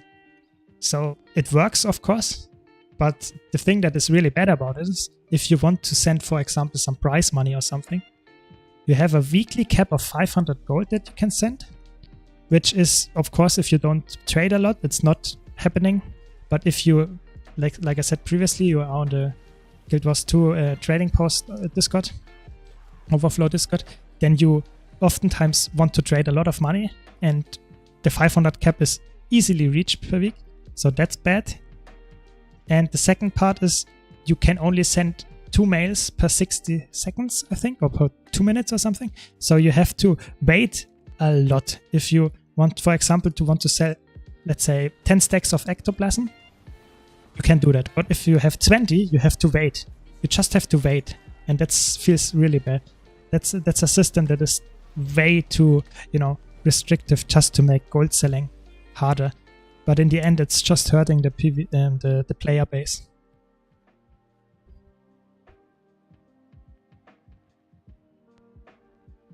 Yeah, I think actually the problem is in World vs. World we have, let's say, one really good map, which is Alpine Borderlands. I think also Eternal Battlegrounds is also quite good. Then you have the Desert Borderlands, which is really big and a little bit, you know, not perfect in some corners. And Edge of the Mist is completely abandoned. which is sad because this map was actually really interesting. I remember some really fun montages where people just feared a whole cirque of a bridge or pulled a lot of people with a spectral grasp into their death. That's really fun. I think that was cool moments. But I have to be honest, I don't see that coming back.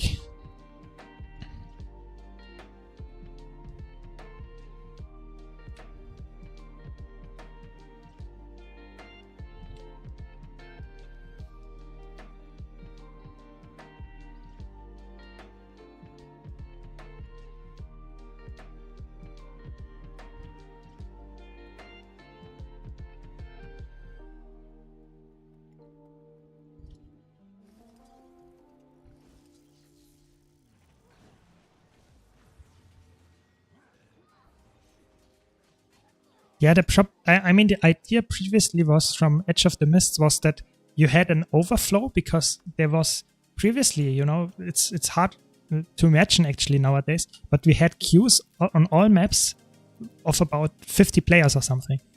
And you wouldn't get into the map for hours. So you would, if you wanted to play some World versus World, you could go to the Edge of the Mists. Nowadays, no one is there anymore. So the thing is, if you would do some kind of restriction or something, some alternative to another map, you should give the players incentives to go there. It's just way too big if you only have 10 people in there, you know. That's why I would say that there has to be some incentive or some change to how the maps functions, you know. At least in my opinion. Because it's so big, and if you have no one there, it just feels bad, you know. You run around even more than normal in World vs. World and you don't get any, let's say, fights or interesting gameplay.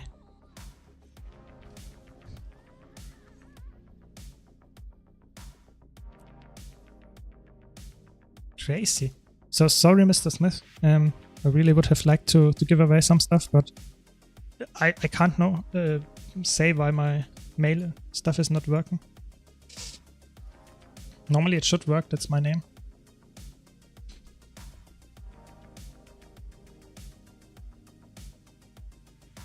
Yeah, I mean, I think they should. The problem is, could they really do that just for, let's say, for example, they should do a season. I think they should definitely bring World vs. World seasons back. I think that was a really fun concept. If they would do that, then they could say, okay, this season we have a 3 maps set up. So we have Desert Borderlands, we have Alpine Borderlands, and we have the Edge of the Mists. And then it would make sense, you know, to just have some kind of unique reward attached to this season or something. And then people would actually play it. But if you... Yeah, World vs. World had season previously. It was not that, let's say, common. There was, I think, a time where we had a year or something, I'm not sure, where we had some seasons. And that was really cool. They did not do a lot of experimenting with this. They stopped just after some time. But we had some really cool achievements and even some finishes related to that, depending on what team you, let's say, were in. I think, where is it? Yeah, here. Season 2014, 6th place. I got 7th place. That was not active, but yeah, you know, your server got a place, depending, and then you get some rewards for it. It was actually a really cool concept. Yeah. I think they should bring that back, especially because they think World vs. World is their cornerstone game mode. So let's see if they really do something like that.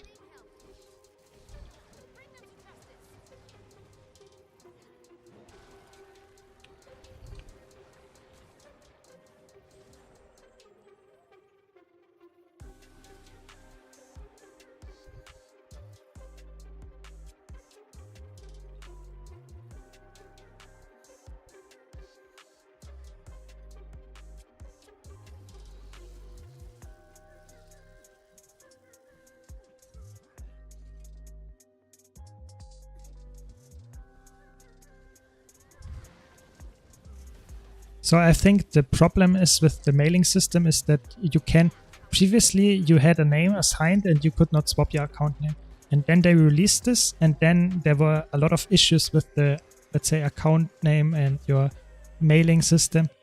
That might be the case why my mail is not working. So maybe you can try later and it changes. But I really can't do anything about it. I think that's just a developer side problem.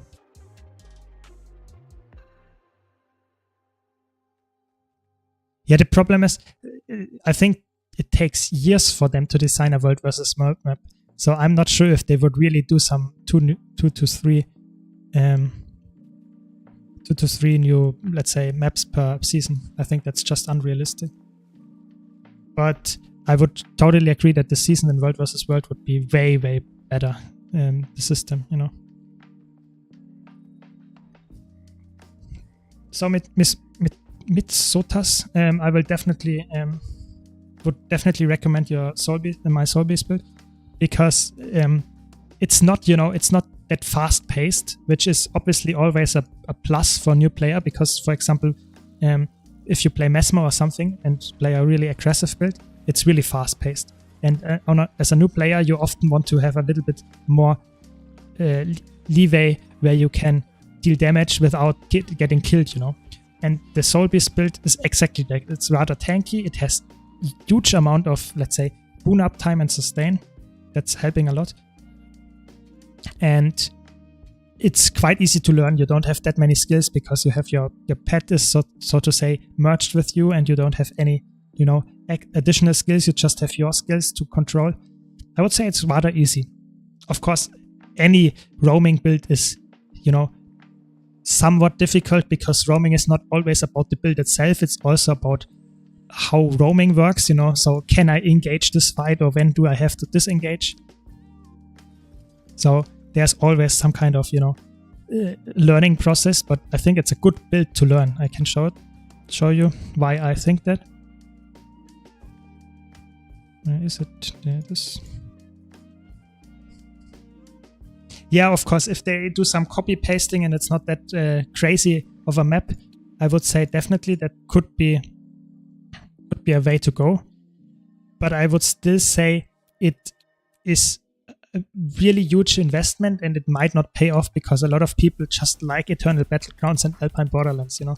So if they change that, might not be really appealing to a lot of players, you know. Just wanted to say that could be another issue, you know. So this build is really good on single target. If you are outnumbered, it is a little bit harder, because you have so much, you know, single target attacks and you can't cleave. A Willbender can cleave easily, but you have so much, you know, you can dodge, give some nice protection to yourself. You have a lot of heal passively. You have some nice condition application, and also you have really good condition cleanses. And the most important part is you have so many boons.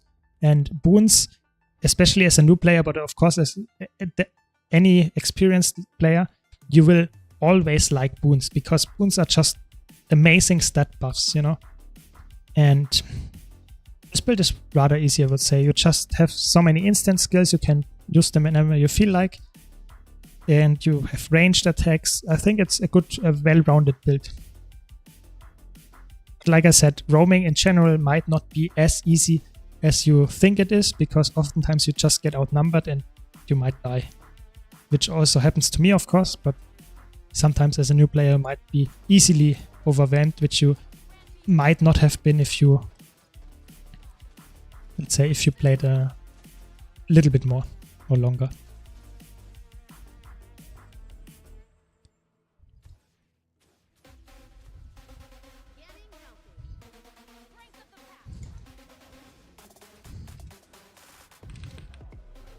You see, look at my boons.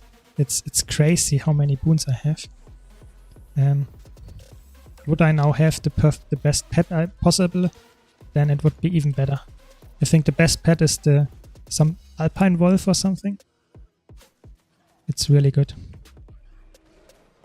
because it gives you more dashes to disengage. Look at that, I didn't take any damage and I killed them. I mean, now I have the squad here as well, but yeah. Yeah, I totally agree. I think they should do that kind of stuff more often. Some kind of season or beta or whatever you want to call it. Something that, let's say, gives something new and gives you some unique stuff while they test some experimental things. I think that's something really, really cool. And maybe they will do it. Maybe. You see how much condis I apply just passively. It's really fun as well. It's a good build. Should definitely try it out if you're a Ranger enjoyer.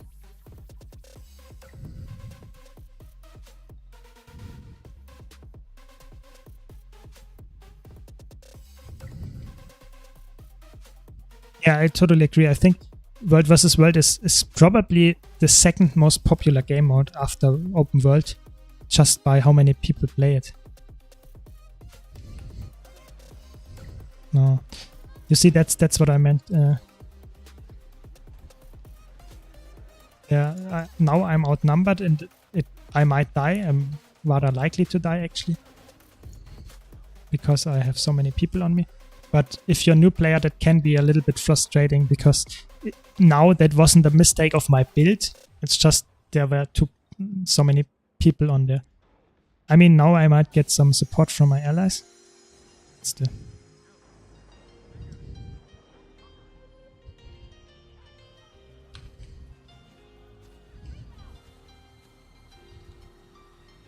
And the fun thing is, actually, if you swap to this trade, you are amazing in teamfights as well.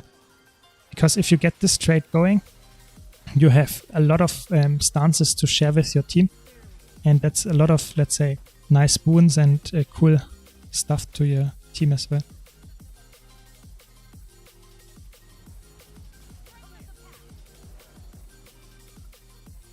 Kill it, kill it, kill it.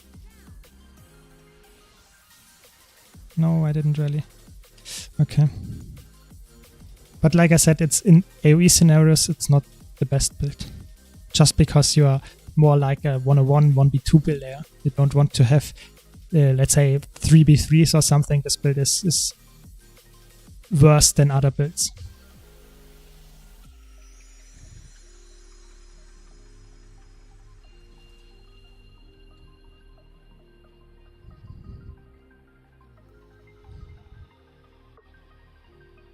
Yeah, if you play stance share, this build becomes extremely good in organized groups, because you have the stances got buffed so hard. You know, you have a healing skill that removes conditions, heals, and you give that to your allies. That's insane.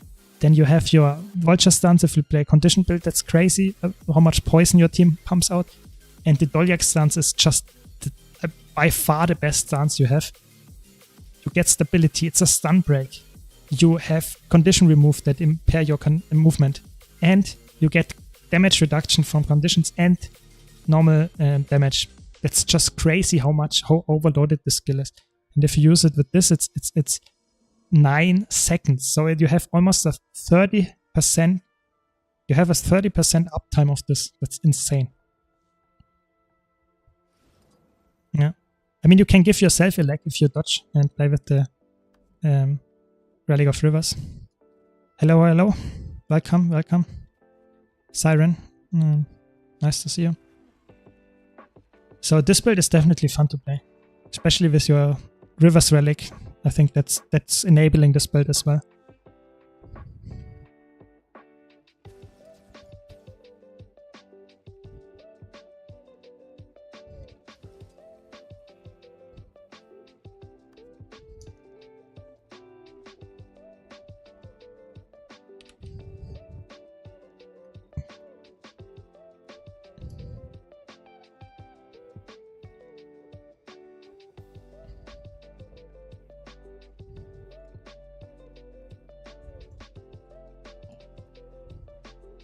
See, this map is, like I said before, it's bigger than the other maps, and oftentimes, especially for roaming, you don't find anybody.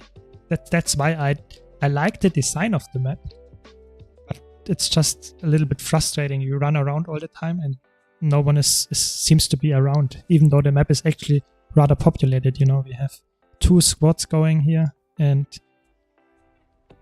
yeah, still not enough action.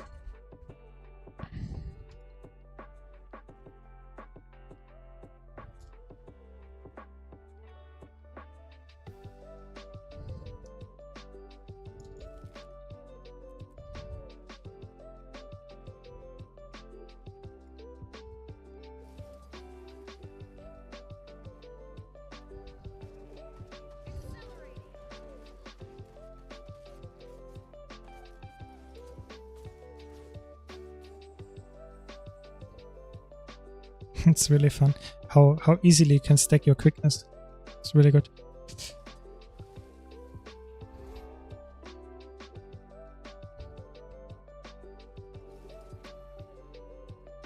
No, Siren. I would say Ranger and Engineer are actually my least played specs. Doesn't mean I don't play them. It's just the least played ones. I would say my main is hard to define. For the most part, I would say Mesmer in PvE is my main, just because I really enjoy Spear currently in PvE. And in World vs. World, I would say I really enjoyed the condition ref back in the days, you know, the good old days, you know, where you could play 1v5s as a condition ref. That was amazing. I think that was the time where I roamed the most. With the old Tormenting rune, I really hope they bring it back as a relic. You know, the old Tormenting setup was so good. So if you are not aware, so before they introduced or decoupled the stat gains from runes and relics, you know, now you get just stats from your rune, and you have the cool effect, so to say, the 6 bonus of your runes as a relic. Before they did that, there was, and the time before they nerfed it, there was a rune called Tormenting Rune. And let me show you what it's doing now. So now it just gives you torment duration 50% and a lot of condition damage. Widely or some. So if you had that before, it was giving you the same, to some extent, a little bit less stats, and gives you also torment duration.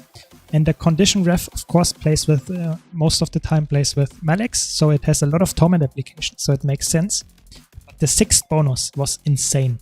The 6th bonus gave you, I think, flat, I'm not sure, but I think it was 100 or something health whenever you applied torment. No internal cooldown. So if you played a condition herald and you just pulse torment around you with your elite skill, you would heal so much even in outnumbered, or especially in outnumbered situations, that this build was so strong. It was so OP. I won so many 1v4s just because I had so much healing and I was so tanky with my Trailblazer gear. It was crazy. I really loved this. It was so fun to play because you had so much, you know, pressure while still knowing if I apply a lot of counter pressure, I actually heal myself. So I think this is a really fun design. Of course, I think in the past it was too strong. If they can find a sweet spot where it's not completely broken, I think they should bring that back as a relic. And I really hope that they will do that. Yeah, also on Spectre, for example, I think there are a lot of specs that actually apply a lot of torment. I think on Scorch you could also run it. Yeah, the Dolyak rune is also good. Whereas the Dolyak, I think the Dolyak rune, for example, they could easily bring back as a how is it called? As a relic. Because they're just some healing on a relic. Why not? I mean, there's no reason why they shouldn't, you know. But I mean, it would be a little bit less interesting, for example, than the Tormenting heal, I have to admit. But yeah. I really hope they bring that back. Would be really fun. Oh no.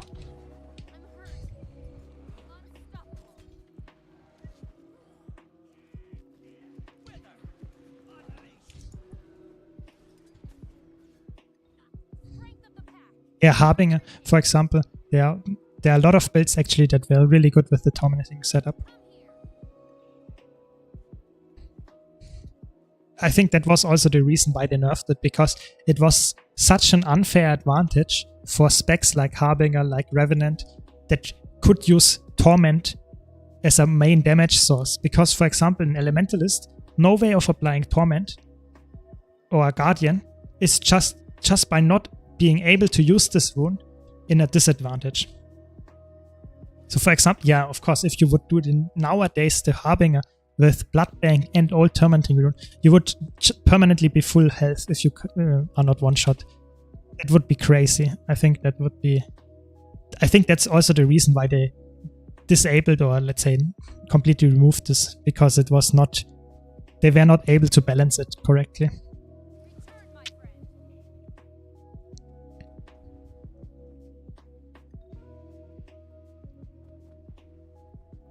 Yeah, I think back in the days, Harbinger was a little bit weaker, especially because there was no blood bank. I think, I might be wrong that the blood bank trait was there, but it was not, it had a different function because they reworked it some time ago.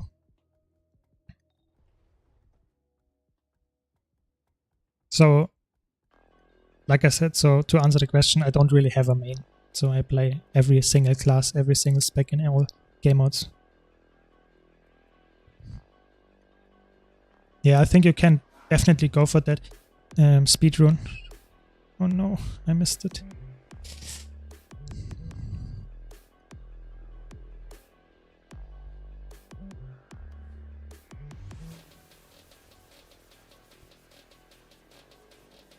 Nothing crazy happening here.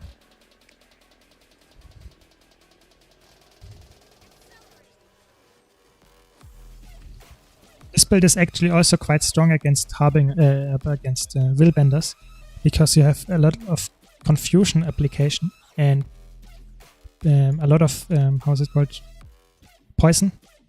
And poison is actually also really strong against Willbenders, because they have rather good healing actually if you can't kill them in a few hits.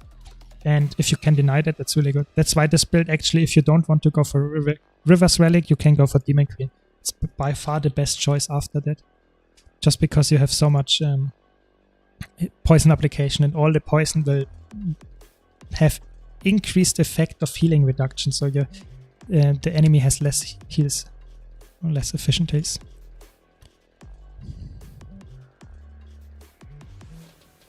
Yeah, I think the speed relic is actually a valid choice on some specs, even in PvP, just because you normally don't have any really good mobility on classes like Harbinger or Necromancer in general, and the speed relic actually gives you quite a lot of that.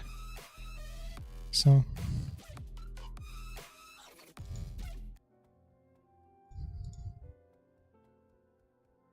but I also think the sword introduction, especially the main hand sword, is really good for Necromancer, just because it provides so much mobility.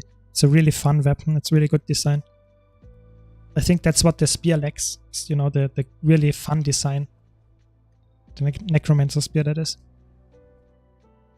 Because if you had a dash like the sword dash on your spear, the spear would be amazing, just because you have so much. Yeah, I agree that the offhand sword is also really good. Just saying that the dash is the thing that makes the Necromancer mobile. It's not the offhand sword.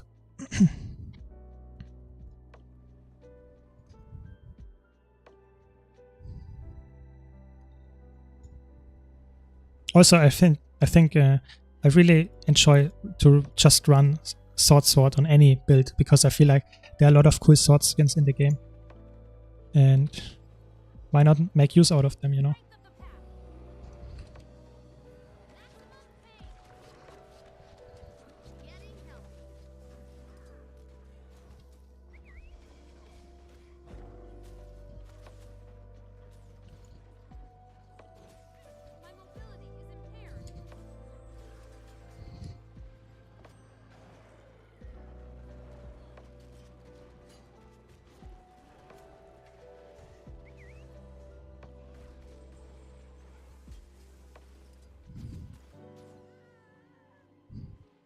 Yeah, I think a lot of people thought that the sword is not that good, but I feel like the offhand choices that Necromancer has are actually not even close to sword.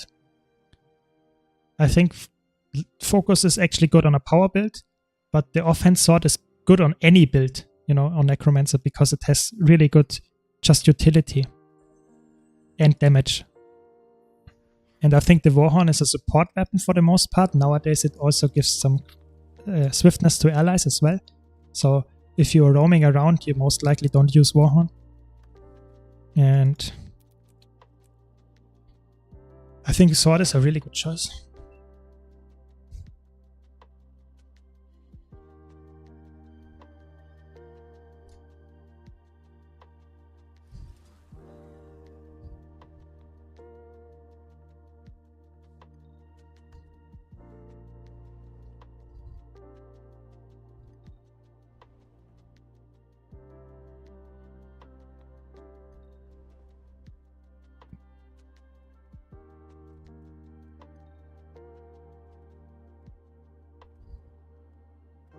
Yeah, I think the sword kit is really good. I would even go as far as, and I would say it's probably overloaded, but it's fine for Necromancer because you're a Necromancer, you have still the weakness of being a rather slow.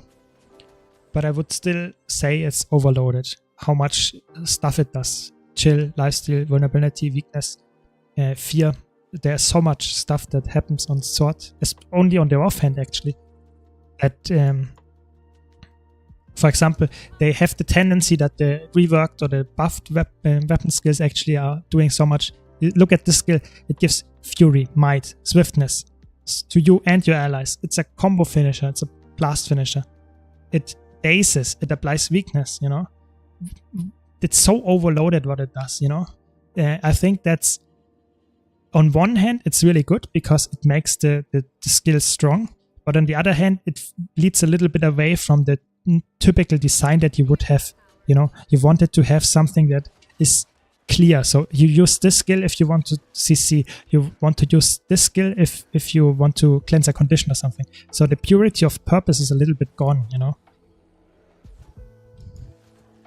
So that's why I would say they have to be really careful what they are doing, you know, with the weapon skills, or especially that they are not overloaded. That you know, if a warrior uses this weapon skill and you get hit, you will get CC'd, and you don't get 7 conditions. You will get 10k damage as well.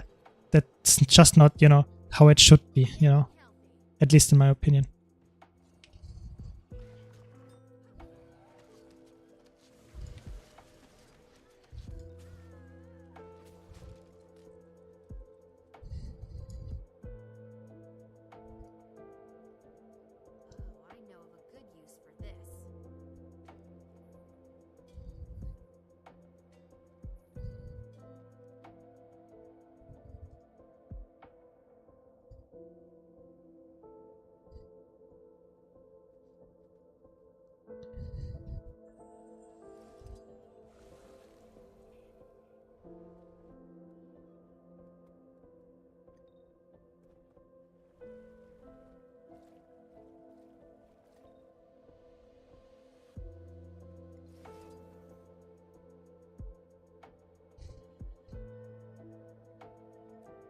So I think I will go to Willbender a little bit back. I think Willbender is a little bit more fun for me, at least at the moment.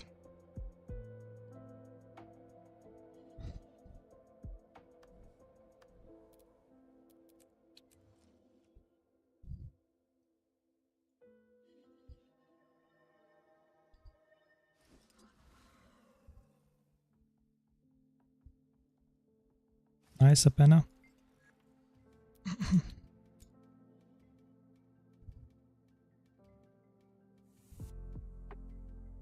So as always, if you have any questions, please let me know. Happy to answer.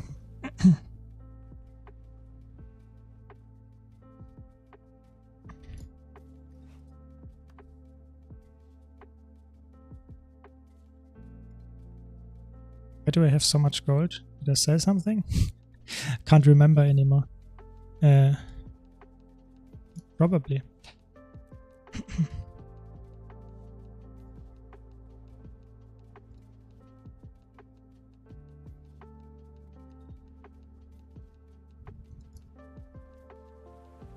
I think last week I got actually a 150 gold or something weapon drop just from a random event in PvE. It was really fun. Just I did not know that there are weapons actually that are not precursors that are worth that much. So I guess I take it.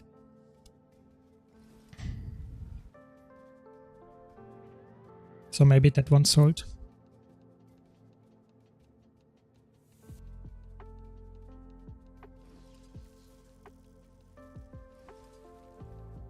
I really enjoy that there are some drops like that. I think they should increase the drop rates, or no, not the drop rates, but the things that can drop. So for example, it would be really cool if you can find something really rare on World vs. World maps as well. Yeah, precursors are worthless for the most part, and that's really sad.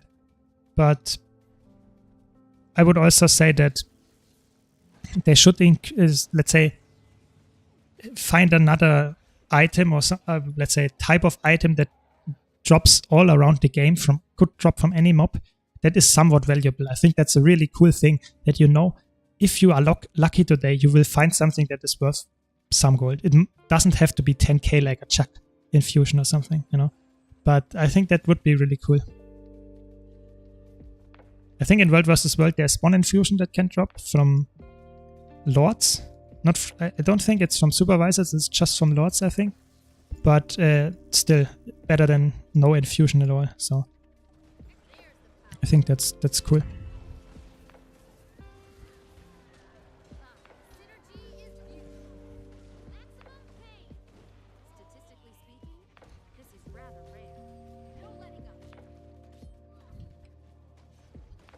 I also think that, for example, I'm not sure, I think they should rework the infusion system, to be honest.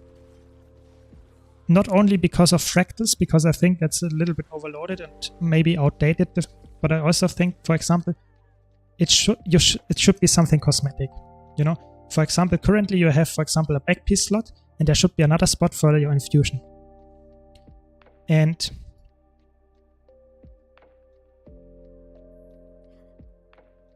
crazy, so you got that, actually. Congrats, Palencio. I think it's so low that it will never happen to me, but let's see, maybe I'm lucky. But like I said, I think they should rework the infusion so that it's some wardrobe specific thing, and that if you, let's say, if you use it once, it will be bound to your account so that it leaves the system. I think that's what it should be. And then they can do something like, for example, if you kill 1000 Chuck Garants, you can buy the infusion from a vendor, but it's an account-bound version. I think that's something they could do, and then we had some more, you know, cosmetic infusions that would make sense. Yeah, but I think the Ember infusion is one of the ugliest infusions in the game. I mean, maybe there are some more uglier ones, but I really dislike the Ember infusion as well.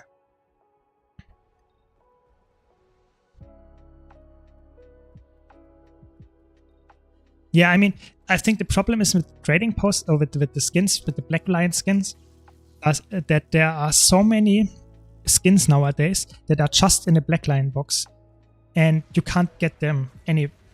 You know, it's you just have to buy them on the trading post, or you have to, you know, spend keys to get it.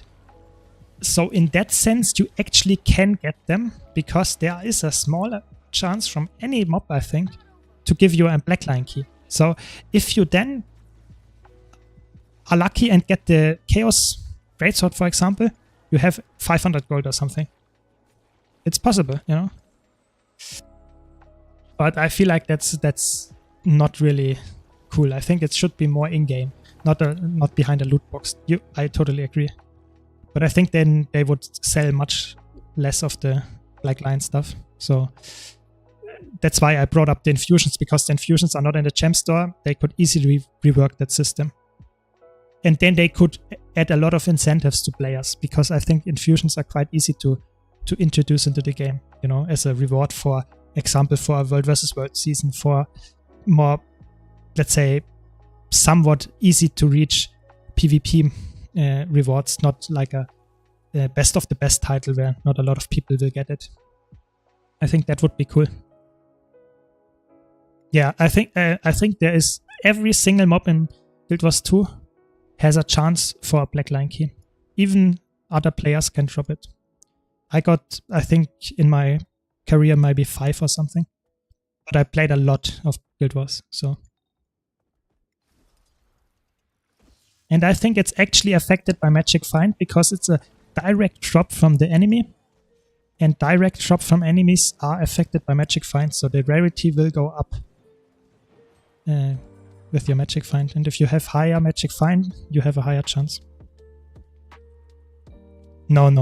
The thing, there are 2 reasons. Because first of all, it's highly, let's say, improbable that it will happen. So it will not happen that often that you can say, okay, on average I get it this amount of time. It's not the reason why they do it. And the second part why there are AFK farmers and just doing that is Black Lion keys are so first you have to gamble to get them if you do it like that.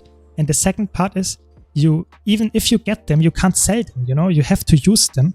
And if you open the Blackline box, most of the stuff that comes out of it is actually not that crazy good in terms of raw gold, you know. It might be some cool unlocks or something, but most of the time it's actually not something really good, you know. Revive orbs, some wardrobe unlocks, some teleport to friends. You can't sell that, you know. You can't make money out of that. You only can make money out of the really rare stuff. But it's highly unlikely that you get a drop from a mob, open it and get a Bank Express, for example. That's rather unlikely, I have to say. Of course, it can happen, but to be honest, an AFK farmer wants really easy and guaranteed gold. So they stand their turrets or their minions to a point where, for example, a lot of mob spawn that give you, for example, ladder, and then they sell the ladder because it's permanently giving ladder. Even if the ladder is only 1 silver, if they do it for hours, they will get maybe 10 gold per hour. So that's the idea. They are definitely not out for the Blackline key. If they get it, sure, they take it, but that's not what they're out for.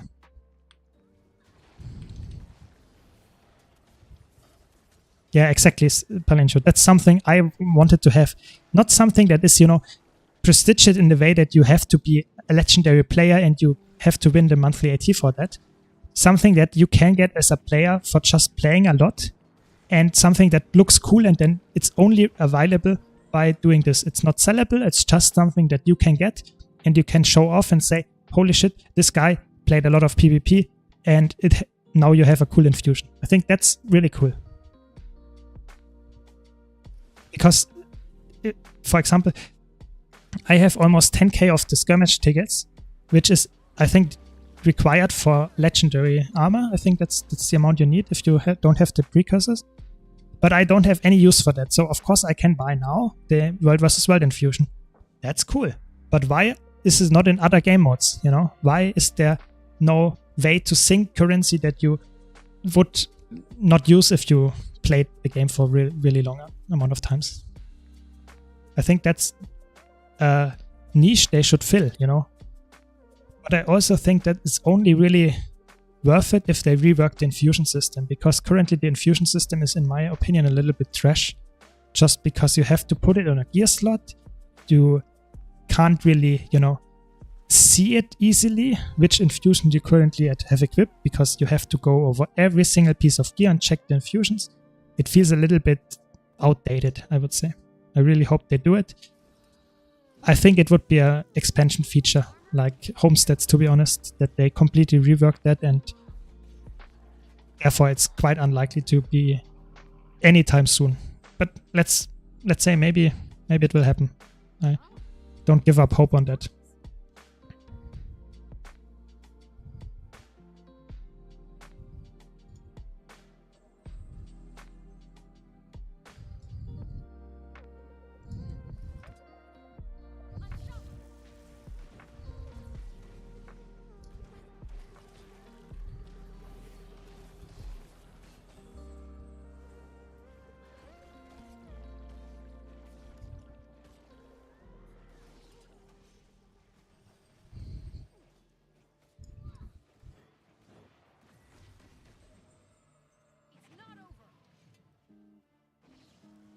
I think you can actually use the Ascended shards to buy the, how is it called, the sellable shards, the PvP shards, shards of glory, yeah, exactly.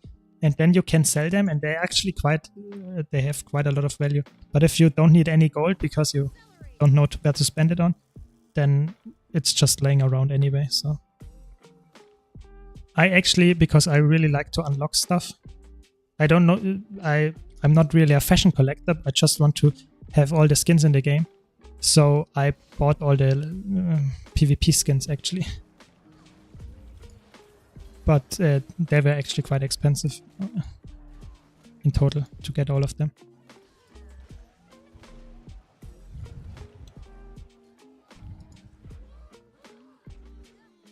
Yeah, I think the funny thing is, they actually, in the Chinese version of Guild Wars 2, I think they have infusions like that, where you have to where you get a lot of stat upgrades. But the problem is these infusions only are behind a paywall to some extent, and therefore it's pay to win.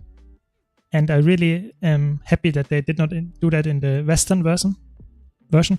But I think it would be cool to have some kind of progression. For example, you could increase your magic find or something in a separate infusion slot or something just by doing more PvP or something. Why not? I mean, it would not be the thing I would go for, but it would be something that people can grind, and I think that would be cool.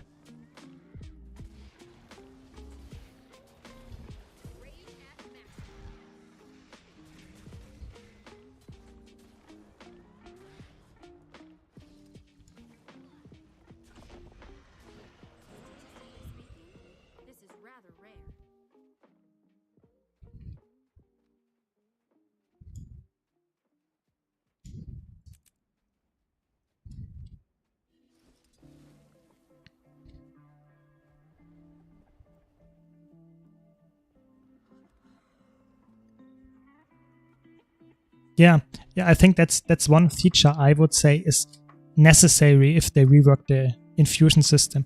That if you unlock an infusion, it will be account-wide, and then you don't have to go to every character's gear and say, oh, I want to have this infusion here, this infusion here.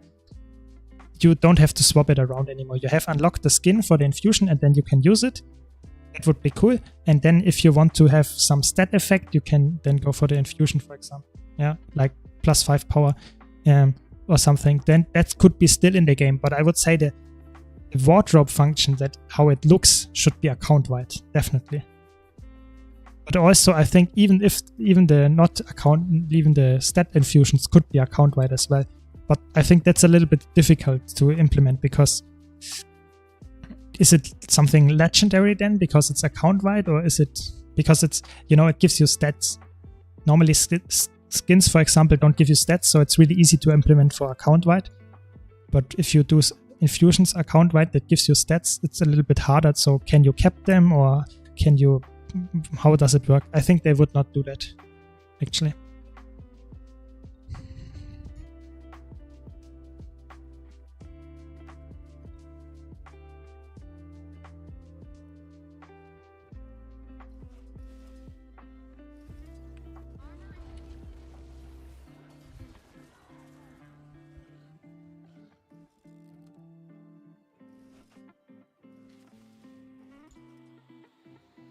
I mean, I only get some blue blueprints from the chests of the mists, so there is not really something happening here. So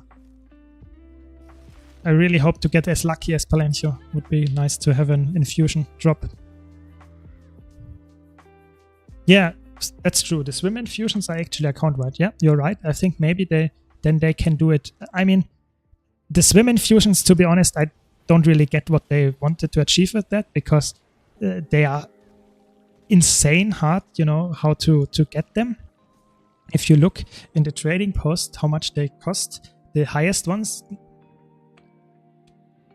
So it's insane, and you can go up to, I think, 30. So if you go up to 30, that would be more than you could grind at the current, time scale of Guild Wars 2. It's impossible to get this. So I don't know what they are actually thinking. What is the reason for having those? Are people really grinding it just to have more swim speed? I don't really get it. But I think that is really fun. They should do something like that, Just make sure that it's not, broken and you have to have it in competitive modes. I think that's not how it should be.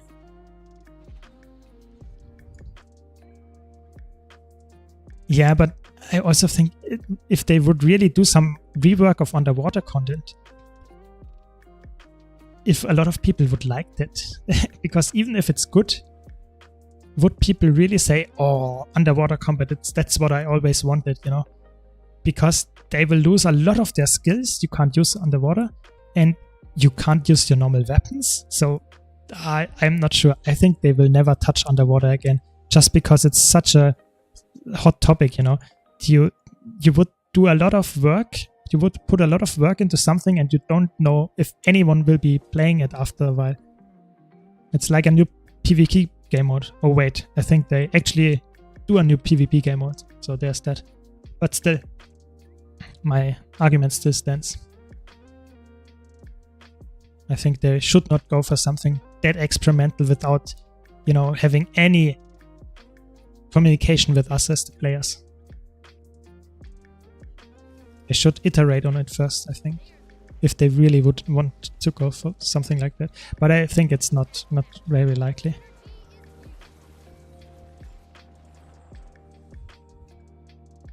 Yeah, I think the underwater combat is actually good. But the thing is, if you compare it to the on-land combat, it's just worse. And if you invest into something that is worse, you have to make sure that people also play it if it's better afterwards, you know? If it's still worse than the land combat, why would you go to underwater combat, you know? Just because it's something new? I don't know. I think that's not the way you should do it. At least in my opinion.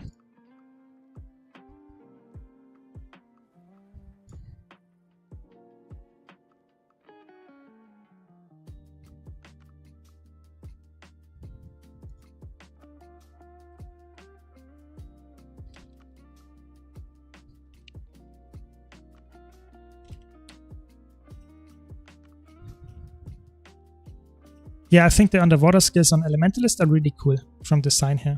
I would say the spear is really cool, or the trident. You have so many cool interactions. I think it's really good. But I would also say it's not better than the land weapons. I think it's a little bit less fluid how the rotation or the skills feel. That's just my opinion. I think that's it from me today. Sorry guys, not that long of a stream, but a little bit. Just wanted to talk to you. I hope you had fun. Thanks a lot. Be sure to check out my YouTube. Also, you can join my Discord if you want to get some updates, some discussion going. And I think that's it from me today. Thanks a lot. Hope to see you next time as well. And I think I will give you over to Sukaya. Have a nice evening. See you next time.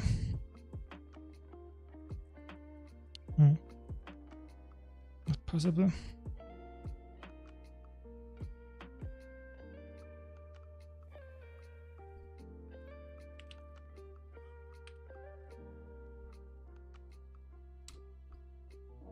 See you next time, yeah.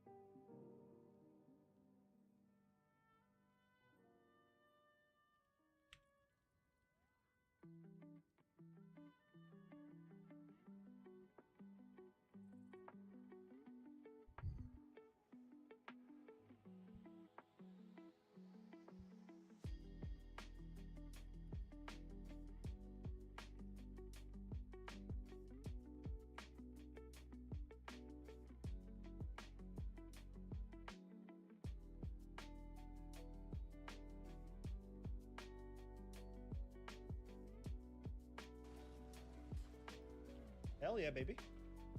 Unfortunately, Lord is full health again, but that's fine. Let's just go. Let's just go.